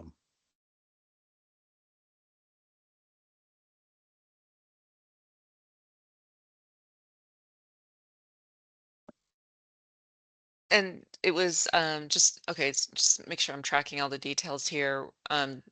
Chief had said water supply and the fire safety systems within the building itself. Was that correct? Yes. So that Blackhawk relies mostly on fire safety systems within the buildings. And a full-time department, not a volunteer. Right. Yeah. Okay.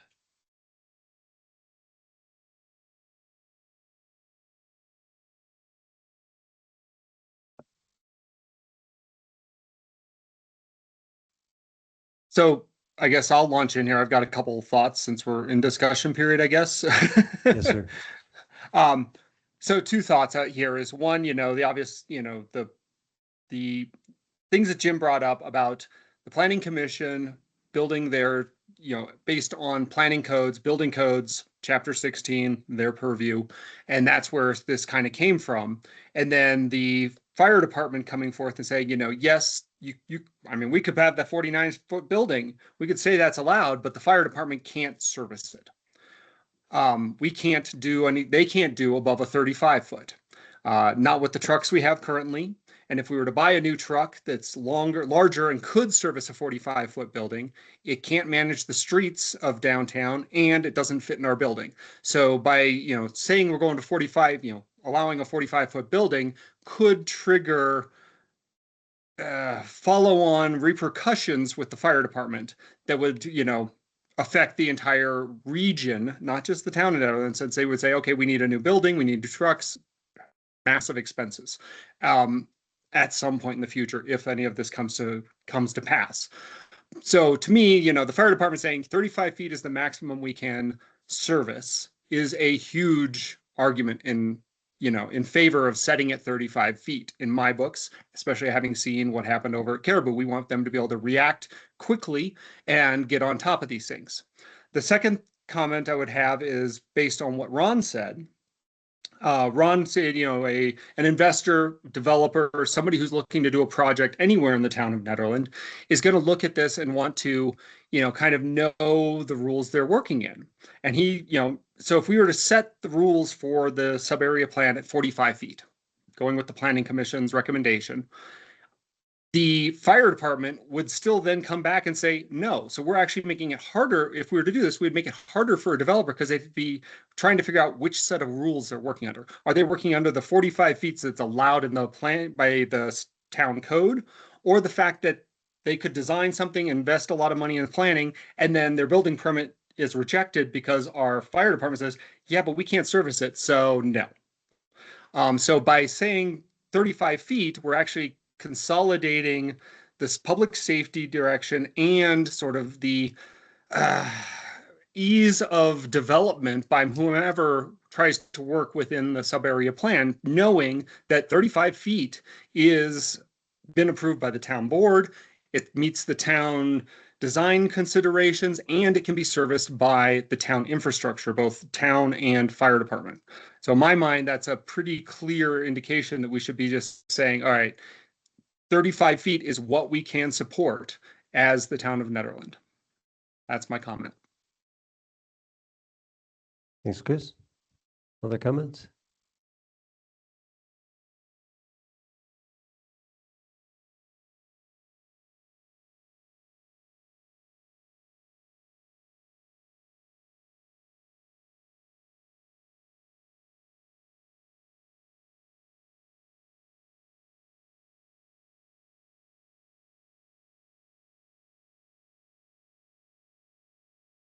Did I lose audio? Is anyone talking? No, no one is talking at the moment. If someone wants to go, I've got my family in the background just waiting for it to quiet down. Okay.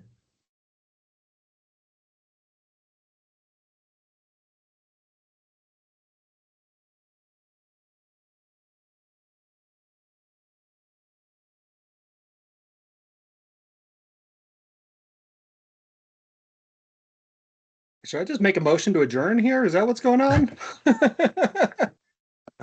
Make a motion to go next. Tanya, Andrew, what are you thinking? Yeah, I mean, my question is, have we had other feedback from more developers that this is an issue and a huge constraint on anyone ever wanting to develop in our town? I'd agree that we should make it easier, folks. But yeah, I guess I'm curious. I'm unaware, so it'd be great if maybe Britt, you could speak to that. Andrew, can you speak up into your mic more, please? Yeah, can you say it again, maybe a little louder? I guess it wasn't coming through. Yeah, sorry, I have a lot of feedback in my ear. How's that? Can you hear me okay online? Yeah. Okay. Wow. Yeah, Great. it's better. Thank you.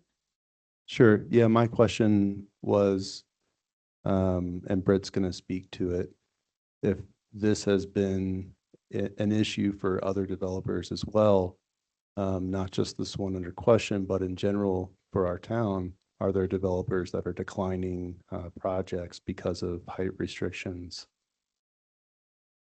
I've had a couple idea people who have been interested in more, but no one that's like really, it's deterred them from wanting to build. So everyone's willing to make it work within the 35 feet that's at least approached me from like a housing standpoint. I haven't really had any commercial standpoint. Like I've, a couple in general commercial, but you give them the setbacks and they say they'll figure it out. Thanks, Brett. Yeah. Good question. Thanks for the answer.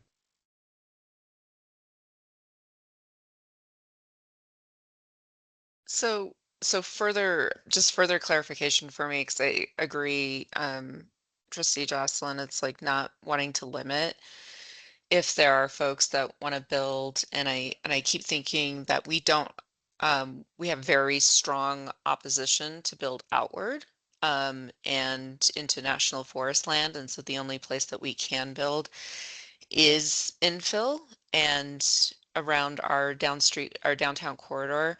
So I guess one of my questions, and if it's possible to bring Chief back up, is, if some of these things were addressed, like I understand, like getting a bigger building is a lot harder.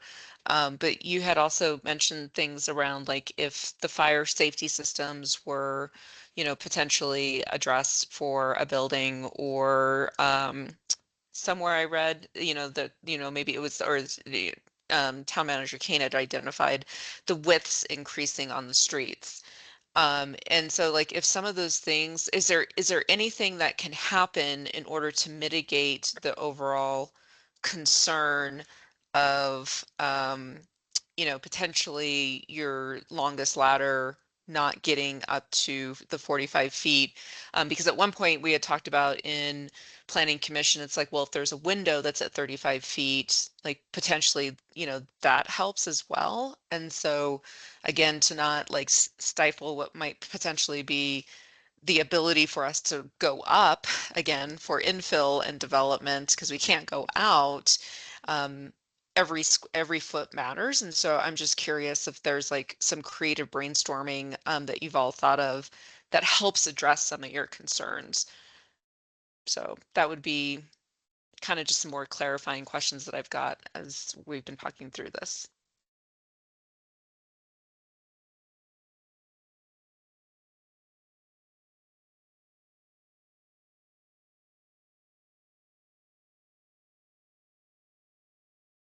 Is Chief able to come back up and talk?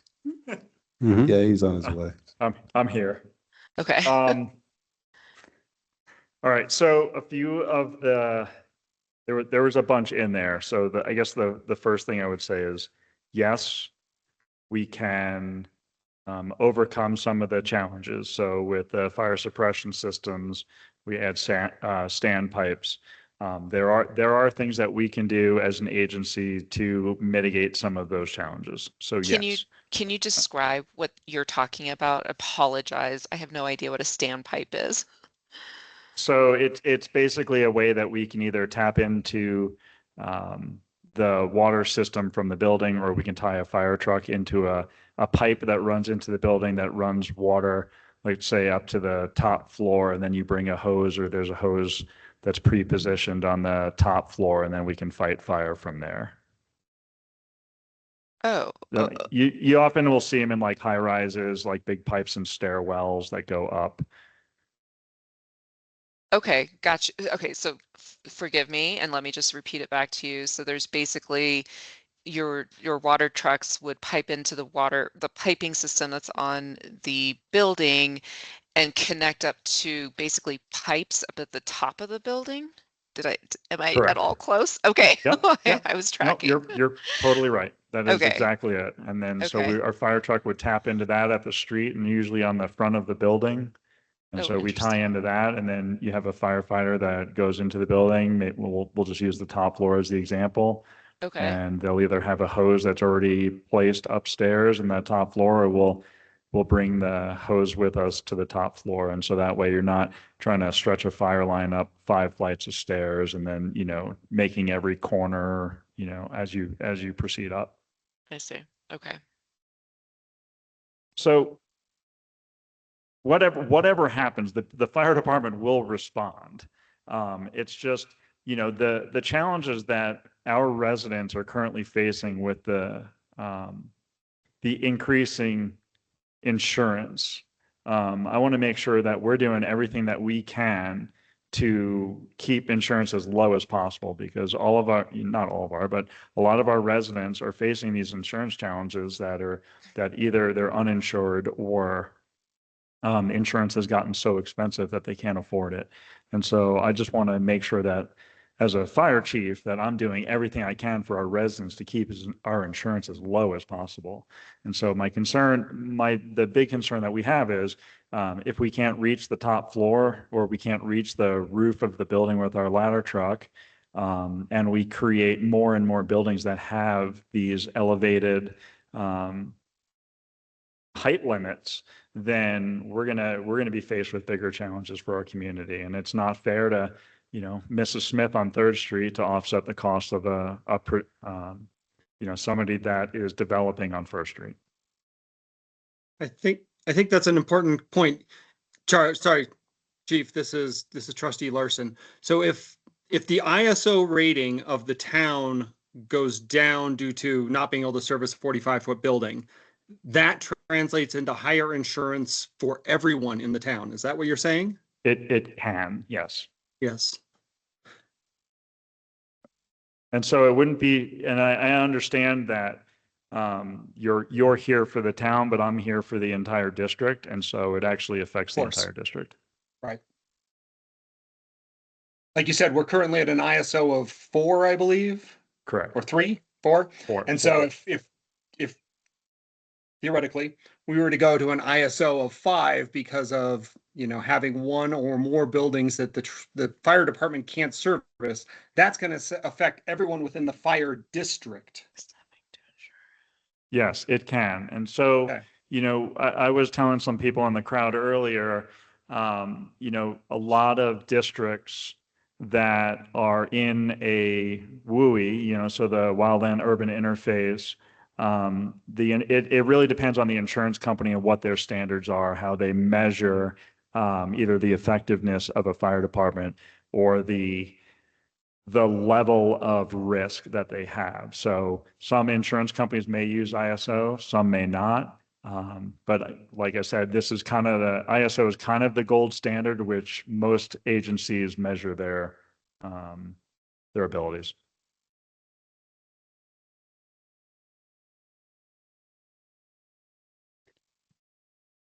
Thank you, Chief. Thanks for answering that.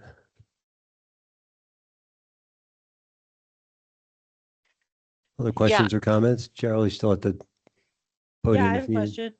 Yeah, go ahead, Tanya. He has a 55-foot ladder. Have they ever parked on First Street and pulled it up to see what the height limit could be for that ladder? Could it be 38 feet?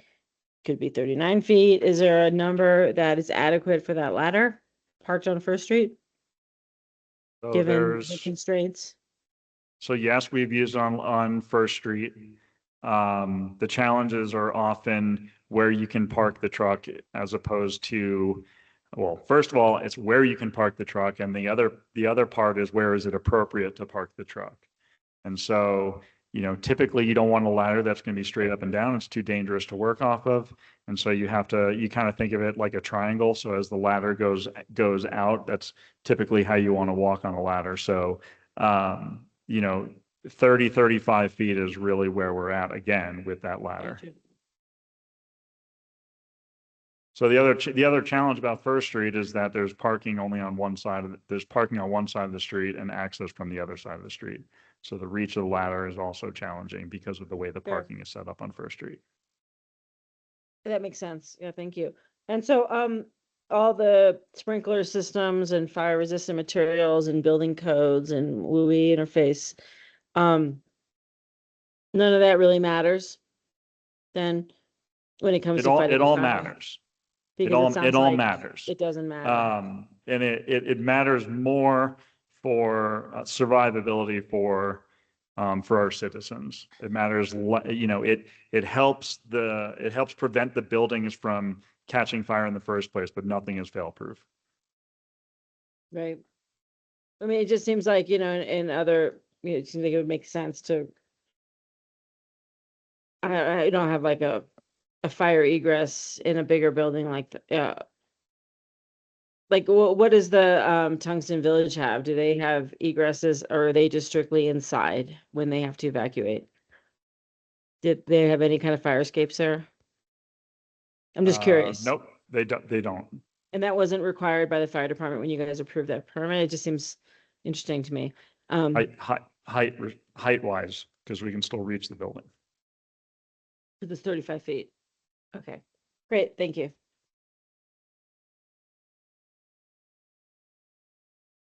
Any other questions for Chief? Thanks. Thanks, Charlie.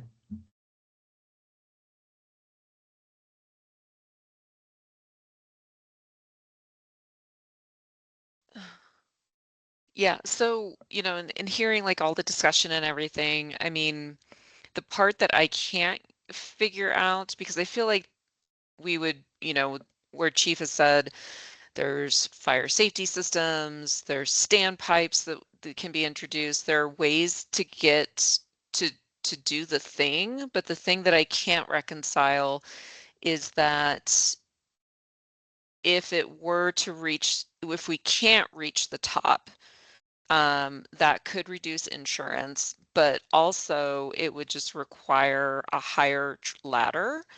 And some of these things too, I mean, they're speculative. I mean, Chief, you've said a couple of times it may increase, but I get where you're coming from and trust your judgment on that. And yet at the same time, I can't reconcile like how if we don't have the capacity for a higher truck or higher ladder truck, like where we would even put the thing.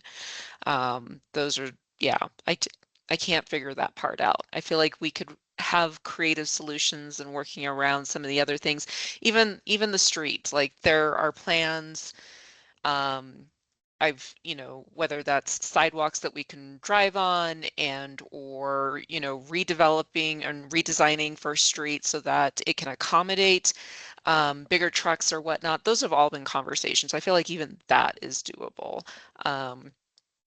I can't reconcile though not being able to get to the top. And so if anybody has thoughts on that, that's the one piece I can't reconcile.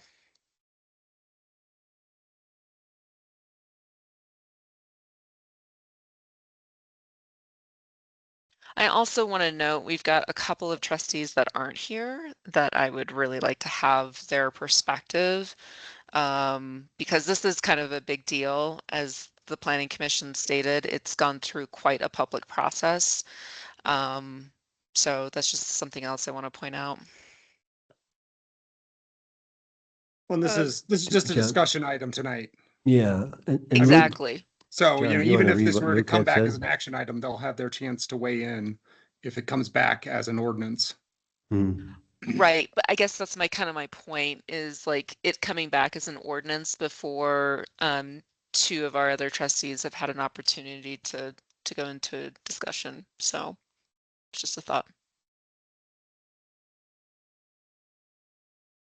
Just Sure. a note, I mean, this has Luke been is sitting around traveling to forever, Vail. so it can keep sitting around another couple weeks. Just a sec. They want, John was trying to interject. oh, go ahead. Luke is traveling to Vail and he texted, I feel strongly that the 35-foot height limit is the right choice. He actually gave 3 answers to 3 different items when he said he wouldn't be here, and that one item pertains to this discussion item. We could, if you guys would like, we could bring this back for another discussion at our next meeting. It would just delay when you'd see the ordinance and you could have the question again. And I could bring Cheney Bostic to confirm that I'm not a liar and to say that Nobody she didn't called say you a that. liar. You did, but it's okay. I just want to make sure that it's confirmed that she said that. And we could also bring additional analysis if it's helpful to make sure that you guys have everything you need to make sure that this decision is made amongst you all and that you can come to a majority decision about it because it does shape the direction of our town. And I think that we could come up with something in the next 2 weeks that would give you an answer to some of the questions you've asked, and we could dive deeper into some of these issues and show you a more just more detail on what you're asking for, but we could definitely do that. I'd like to see clarification on what a slope is. That's a good point. I'd like to understand why, from a developer perspective, this additional footage is so important. Yeah, Like I would too. I hear that it's to make room for ducks and everything, and yet I hear on the other hand that you can fit the three stories in, but then other folks say no, you can't really do that like comfortably or well. And so I feel like there's some of those pieces that are missing. um I yeah. I have a couple questions. Go ahead. One, Tanya. one is if the developer had water storage on the roof. If for like say this didn't pass and they wanted to get a special variance, or even if it did pass, because as Jim said, even if this passes, it still has to get approved by the fire department. So they could easily just be like, nah, which is fine. That's their their prerogative. Would having water storage on a roof somehow would that help someone's case, I guess? That's my first question. I have How two high would the questions. water storage go? You gotta ask. Well, the water storage Oh, actually, doesn't have to be actually, protected, right? Charlie just I said mean, it when would we're not. talking about Charlie height, just said it would not help. oh, okay, I thought the whole problem was I getting thought it was. water to the third floor. Why wouldn't it help? You want to answer that, Charlie? Yeah. So the amount of water, so when we pull up to a building in the town of Netherland, we would tie into a fire hydrant, which is also pressurized. And that way Sure. we tie into that hydrant. We can use, one engine can burn through 1,500 gallons Right, in a minute. right. And so the amount of water that would have to be on top of the building to make any effect. The other challenge is that water that's coming out of the hydrant is also pressurized. The water that's off the roof is not. Just drip, And then yeah, it would just be to protect that roof area that you can't reach. I guess. Well, there's no Um, pump, there would be no pump associated with it, with that. And then that, you also have this giant burden of weight that's sitting over people that may be working under it for a collapse. Oh, yeah, yeah, if the roof were to weaken, sure, that makes sense. Thank you, Charlie. My other question's unrelated to the fire height thing. I'm wondering why the planning commission didn't include the flex area plan in all this, just so that we could just like do two. It's a different things at issue with once? different use tables, and there's different considerations that need to be made, but it is on their work plan to discuss in the next few months here. Gotcha, okay.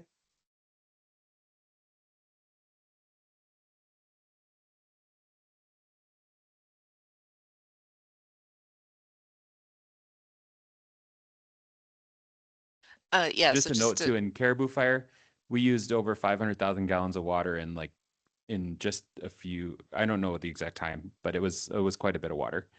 Yeah, and I was told we were woefully underprepared, or if for a major fire, had the wind been provocative and blowing this fire around town, we would have run out of water. But yeah, when I brought this up at the next meeting, I was told that we're fine with our water storage. I don't think that's So- what we said. I think we said that we're always working to make sure that our water system is working correctly. We had a water model come before you that was approved last year that talked about improvements we needed to make in the hydrant system and looping to make sure that we can move water around the valley when necessary. We said that our water team did do that work all through the fire and worked tirelessly to make sure that we didn't run out of fire during the event, but that in a true wildfire kind of wooey situation, that there was likely to be the needs of our water would be we would be using a lot of water. So I think that our Yeah. water system is something that we're always trying to improve and work on. But there's no plan for that. So There is plans I for know that. we're It's not- in our yeah. capital improvement plan that is listed in the budget that was adopted for 2026. Okay. I'm looking forward to seeing those improvements next year.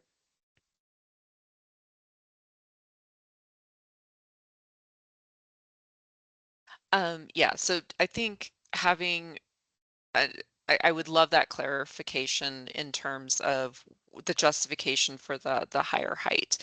Is it more of just an aesthetic, or are there real concrete reasons why going to third floor requires a higher height or height? Because I do think that because of the pressure that our citizens give us, that considering a third bed or third story is important, because again, nobody wants us to build out. So all we have to do is build up in many regards. So I really just want some bit more clarity around that. That sounds good. I'm Mhm. guessing it's aesthetic, Nicole. Cause you could do 7 to 8 foot ceilings and then fit the ductwork in and manage to get 35 feet, probably. I mean, I guess they did at Caribou Village, so. So I think it's just more for aesthetics to have vaulted ceilings and whatnot. I wonder if the higher ceilings in the residential areas create lower rent. Higher? I think it'd be the vice Higher versa. ceilings, I mean, more building materials creates more cost, Oh, which I good. imagine creates Yeah, higher I would rent. imagine so too. But I mean, unless I'm thinking of this wrong, is it going to make these residential spaces more expensive for people to live in than it would if they were lower ceilings?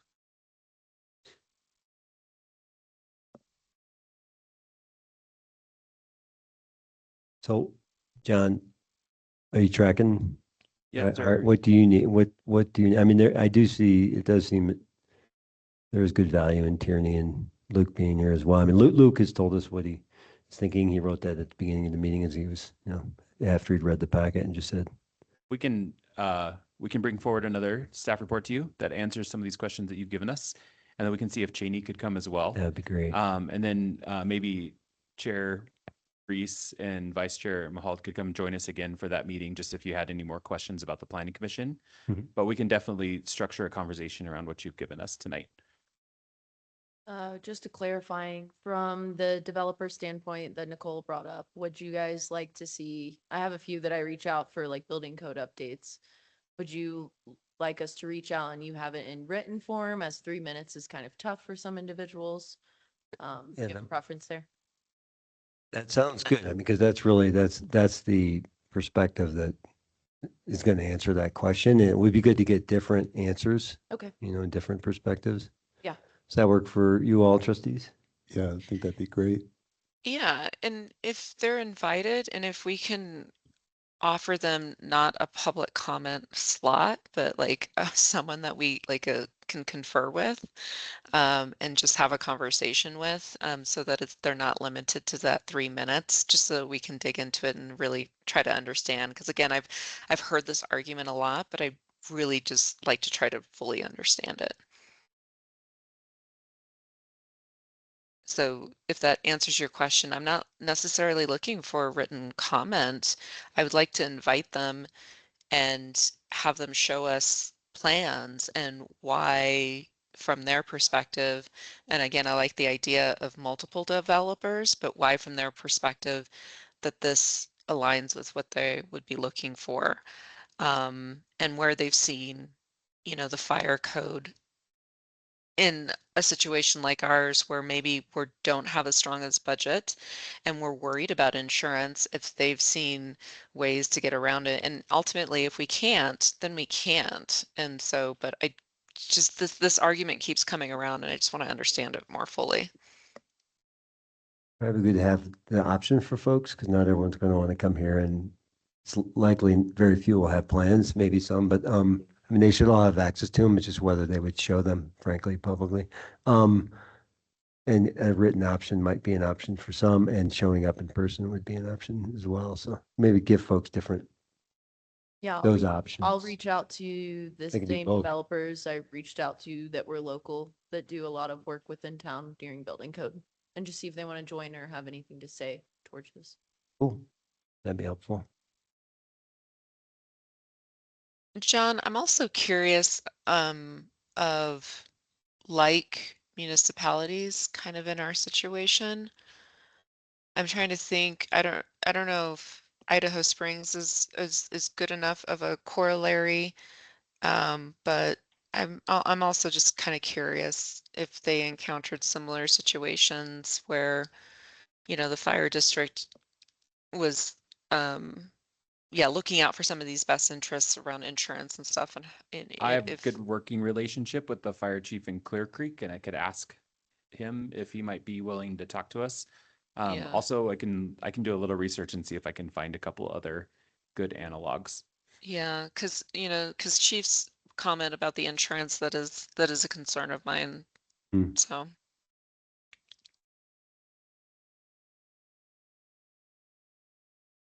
And just to clarify, they do have a budget 2.5 times the size of ours, and they do have 2 aerials. One of them's a 75-foot and the other is a 100-foot. Who, Idaho Springs? Yeah, Clear Creek. Oh, I see. It's not comparable then.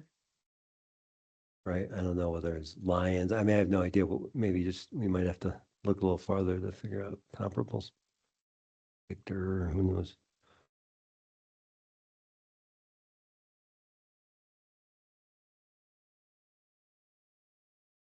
That seem doable, John? Yes, sir. I'll load you up, but. So, I think are we, does anyone have an issue with giving 2 weeks to come back with some of these answers researched and also maybe some contractor developers to give us some of their perspectives and also hopefully have all 7 trustees here? Would that My work for only, folks? my only comment would be 2 weeks from now will be the final meeting of this Board of Trustees. No, we have 2. And No. more. no, because then we have the election. 2 meetings will be, second meeting will be March. We then have the April election and we're seating a bunch of new trustees. Right, but we have March 3rd and March 17th, right? Right. So you said 2 more meetings. So that'll be the March 17th. You want them to I'm come sorry. back. I should not have said that. 2 weeks. I'm sorry. Oh, 2 weeks, not 2 2 weeks. meetings. I Okay. apologize if I Sorry. said Maybe that. I misheard. But either Well, way, maybe I mean, missaid. I'm fighting a cold here. Yeah, I mean, if we could come back on March 3rd Mhm. with this and then hopefully, have full attendance and some more information, and then we could make a decision and then action item hopefully on St. Patty's Day, March 17th. But we have to have 2 readings of it, right, John? So this will be something voted on by the new board. Isn't that what you No. said? No, Jennifer? no, this is different. This is Oh, that was just your oh, land sorry, use that was a code. previous Yes. one. You're right. Never mind. Great. Beautiful. Scratch was my the- entire, yep. That was the WUI. Get your acronyms straight here. Wooey. I was just still so excited about the WUI versus what was it, the flopped or whatever this one was. Does that work, John? Are you good? Yes, sir. Okay, cool. Thank you. This is good. This is a hard decision. First of all, I wanted real quick before you take off. Thanks, Planning Commission. You did great work. I attended the first work session, not the second one, but you've done great work. It's been a long haul. We agree with everything else. We just don't know what we think about the building height, but everything else, I don't think there's any, well, as you can see on this thing, the only thing that's being brought up is the height. So everything else, we appreciate all the work and the building height. So thank you.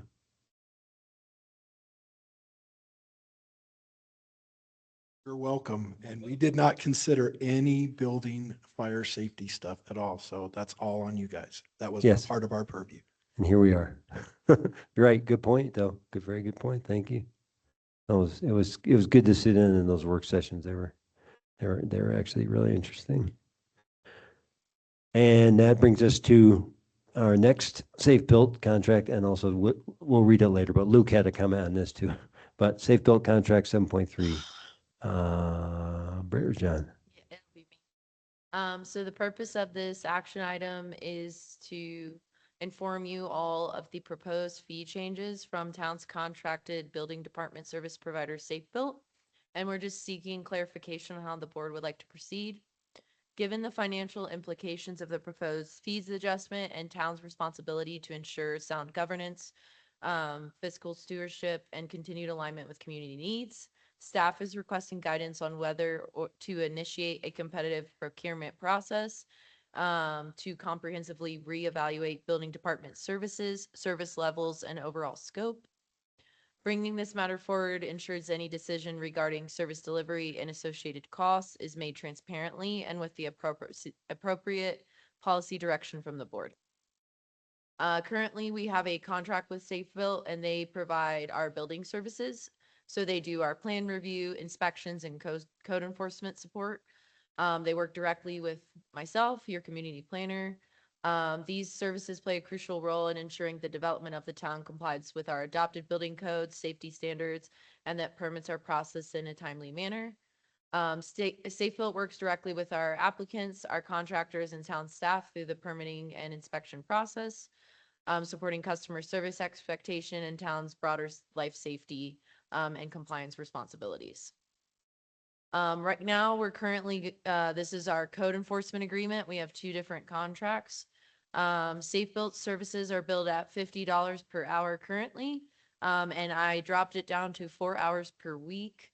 And then as needed, in other instances. Safe built has notified town that they propose to increase to $65 per hour with an 8 minimum per month through August 31st, 2026, which would allow the town to maintain service continually while incorporating potential impacts. That was something that John and I were able to get them to negotiate to. And then 80 per hour starting September 1st, 2026. Safebuilt has indicated they will continue to provide these services under our existing agreement while we evaluate our next steps. So the discussion tonight is just to kind of talk about the regulatory functions of town and Safebuilt, including their permitting, plan review, inspections, and code enforcement, as these do directly affect us as a community and as staff.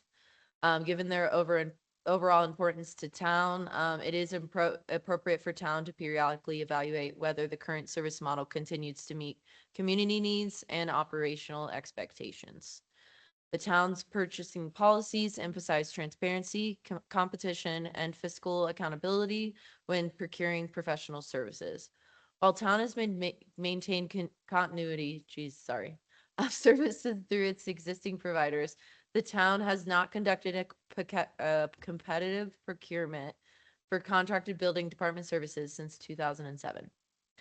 Given the proposed increases in length of time since the last time we have gone through this process, we believe it's a appropriate opportunity to conduct a formal review in order to evaluate whether the current scope of the contracted services continue to meet our needs, considered alternative service delivery models or qualified providers, and ensure cost, staffing levels, performance expectations, and responsiveness align with what we currently need. At this time, staff has not developed fully developed a revised scope of services for the building department needs. If directed by the board, staff would develop and refine comprehensive scope of work that reflects our current permitting demands, desired customer service levels, compliance expectations, and long-term operational priorities. Initiating a request for proposals would allow Safebuilt to respond alongside other qualified providers while also providing town with the opportunity to reassess our scope, performance, and overall cost. Staff anticipates coordinating with legal counsel to prepare an interim contract amendment if necessary to ensure the continuity of services during any procurement process. So tonight we're seeking direction on whether to go ahead and proceed with preparing a competitive procurement proposal for contracted building department services in late spring and provide any preliminary guidance regarding desired service scope, performance expectations, customer service standards, risk management priorities, or other policy considerations. Another option here is just to continue to move forward. So yeah, that's where we're at. I'm happy to answer any questions about how it's currently going with them. If you have any questions from a staff perspective, John and I work with them pretty directly, and so does the fire department in some instances. Thanks, Brett. Clarifying questions for Brett or John? Are you pleased with their services? From a town staff perspective, there's been a lot of turnover in Safebuilt. I would say currently I'm not very content with the code enforcement services. It's a new individual, so it's taking a lot of training. And as you guys know, I'm bringing a lot of stuff before you. From a building official standpoint, it's taken a lot of pushing to get to the communication level we are at now. I don't think there's any harm in looking into other services. We've had quite a few complaints from contractors, homeowners, and staff. I will say our account manager, who was previously our code enforcement specialist, is really good at, moving this forward and has been very good at making sure there are changes when we do go to them and have these meetings. But right now, I wouldn't say that they're meeting the standard that I started with, for sure. I'd say we also get quite a few complaints from the public about their overall engagement when they're out on projects. And then I do think Britt, I think she's right about our account manager, but I do think Britt spends quite a bit more time managing things and it may be necessary, like in just trying to get through these processes with them. And so I think no matter what, I think there could be some efficiencies gained by putting this out to bid and just making sure those expectations are clear. Yeah, just to put it into perspective, I went from spending maybe an hour a week on code enforcement to probably 5 to 10 hours a week, depending on how much communication needs to happen with the resident. That's something that I really put a lot of time into, is making sure I'm working with the residents. We have a senior population here and some residents need a little bit of help or little, some resources. So that's a really big thing for me that our previous code enforcement officer did that I'm now doing. Thanks, Brett. So it sounds like this is going to cost us more, but it already is in some ways. Yeah, definitely more staff time. And then it's also going to cost more for a contract that I'm not necessarily seeing the value in bumping up to 8 hours at this time. And to be clear, is this increase in the safe built rate affecting both the code enforcement and the plan inspection portion of their portfolio? No, it's just in code enforcement right now. I think they're pretty well aware that we do not want to push the percentage for our safe build contract. But their response originally to this is they haven't really updated any fees since 2007. I also noticed there was a typo in there. It wasn't 8 hours per month, it was 8 hours per week, and we currently sit at 4 hours per week, which is pretty, in the winter, that's a pretty good consistency. Not much more is needed. In the summer, our code enforcement typically tends to pick up. We have a lot more complaints. So that could be consistent during the summer, that 8-hour bump. A bit of information I'll also add is that Safe Built has seemed, this is an issue in sort of the levels of service that you're seeing, Britt. I've heard of Safe Built across not just Colorado, but also the United States because they are nationwide. And more people that I haven't talked to one person or one jurisdiction that says that they love Safe Built. I'll put it that way. It's usually the opposite. So. This is Tanya. I'm totally in favor of you guys getting bids out. There's been issues with Safe Built since they began working here. I would like to make sure that when you find somebody, when you're interviewing, a lot of the complaints have been their turnover, when they come back to re-inspect things or recheck on something, it can be a week or longer, which really sets people back, especially if they're trying to open, like a business trying to open by a certain date. So I would look into if anyone has better service than Safe Built. And then I would also remind everybody that not that long ago, we had our own department that ran this. So, I mean, at this point, we're about to run a ski area. I think we could handle running a code enforcement department like we used to. Like to potentially ask that we evaluate that cost in contrast to what it would cost to contract it out in-house versus Safe Built or their competitor. Didn't Gilpin County bring it back in-house a couple years ago, a few years ago? I don't know. But we had it in-house and then we switched to Safe Built. And I mean, we did a survey a few years back when I brought this to the board about getting rid of Safe Built because there were so many complaints. And then we ended up being like, well, it's a wash expense wise. It would cost about the same, plus the management aspect. So it's just easier to use Safe Built, and that's where we landed. But now that we're back reevaluating and prices have gone up, I'm curious about that evaluation. I can say from a staff perspective right now, I'm basically doing most of your work besides sending out your violations. The cool thing about Safe Build is they do have programming, which I know I have access to, so I can close out cases, extend them, etc. I do think it's not a full-time job. I think you could probably contract an individual. I'm able to do this in my time, but it takes away from the stuff that I think matters most, which is like planning and the grants that I like to focus on for our community.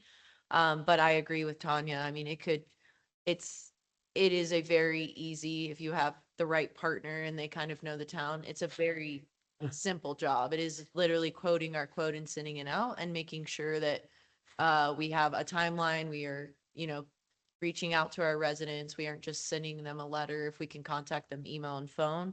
But it's a lot of time to add on mine, but I think an individual could do it, and that it would be a great option to look at in-house. Oh, as a okay, good. contractor. Yeah, to be clear, I want to hire someone in addition to you so that take the burden off of you. Yes. Correct. Yeah. Yeah, and I agree with you there. Yeah. So Britt, do you think that that could be part-time? Or is there enough? I mean, it sounds like it would just be like a part-time position, yeah? I'm not even, I know with something else. I'm not even sure, like, we have him 4 hours a week right now, and I would say with the time that I spend on it, you could probably get away with someone doing it efficiently and driving around maybe 6 to 10 hours a week Okay. max. And that's if like our winter season is so short, or is so quiet, I Yeah. should say. There's not as many complaints besides lighting. That tends to be like our highest one. Where in the summer, we get quite a few more complaints and people are noticing their neighbor's junk and things like that. And so there's a lot more involved from a community aspect. But I think this is something, I don't know what that position would look like for someone. Is it someone who kind of does it on the side that maybe, or do we look at other communities who need this person as well and are willing to Sure. kind of go in together? Yeah, I think there are a lot of options there.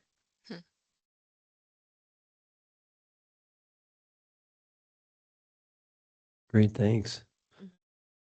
I do want to go to public comment real quick. Any more clarifying questions? Because okay, public comment, anyone in the room on this safe boat? Folks online, any public comment? Okay, hearing none, we'll bring it back to the board. I will read what Luke had just sent his thoughts about everything for tonight, or three things for tonight. And on this, he said, Safe Boat, I am not stoked about the job Safe Boat is doing. Do we have any other alternatives? I know where he sits at least.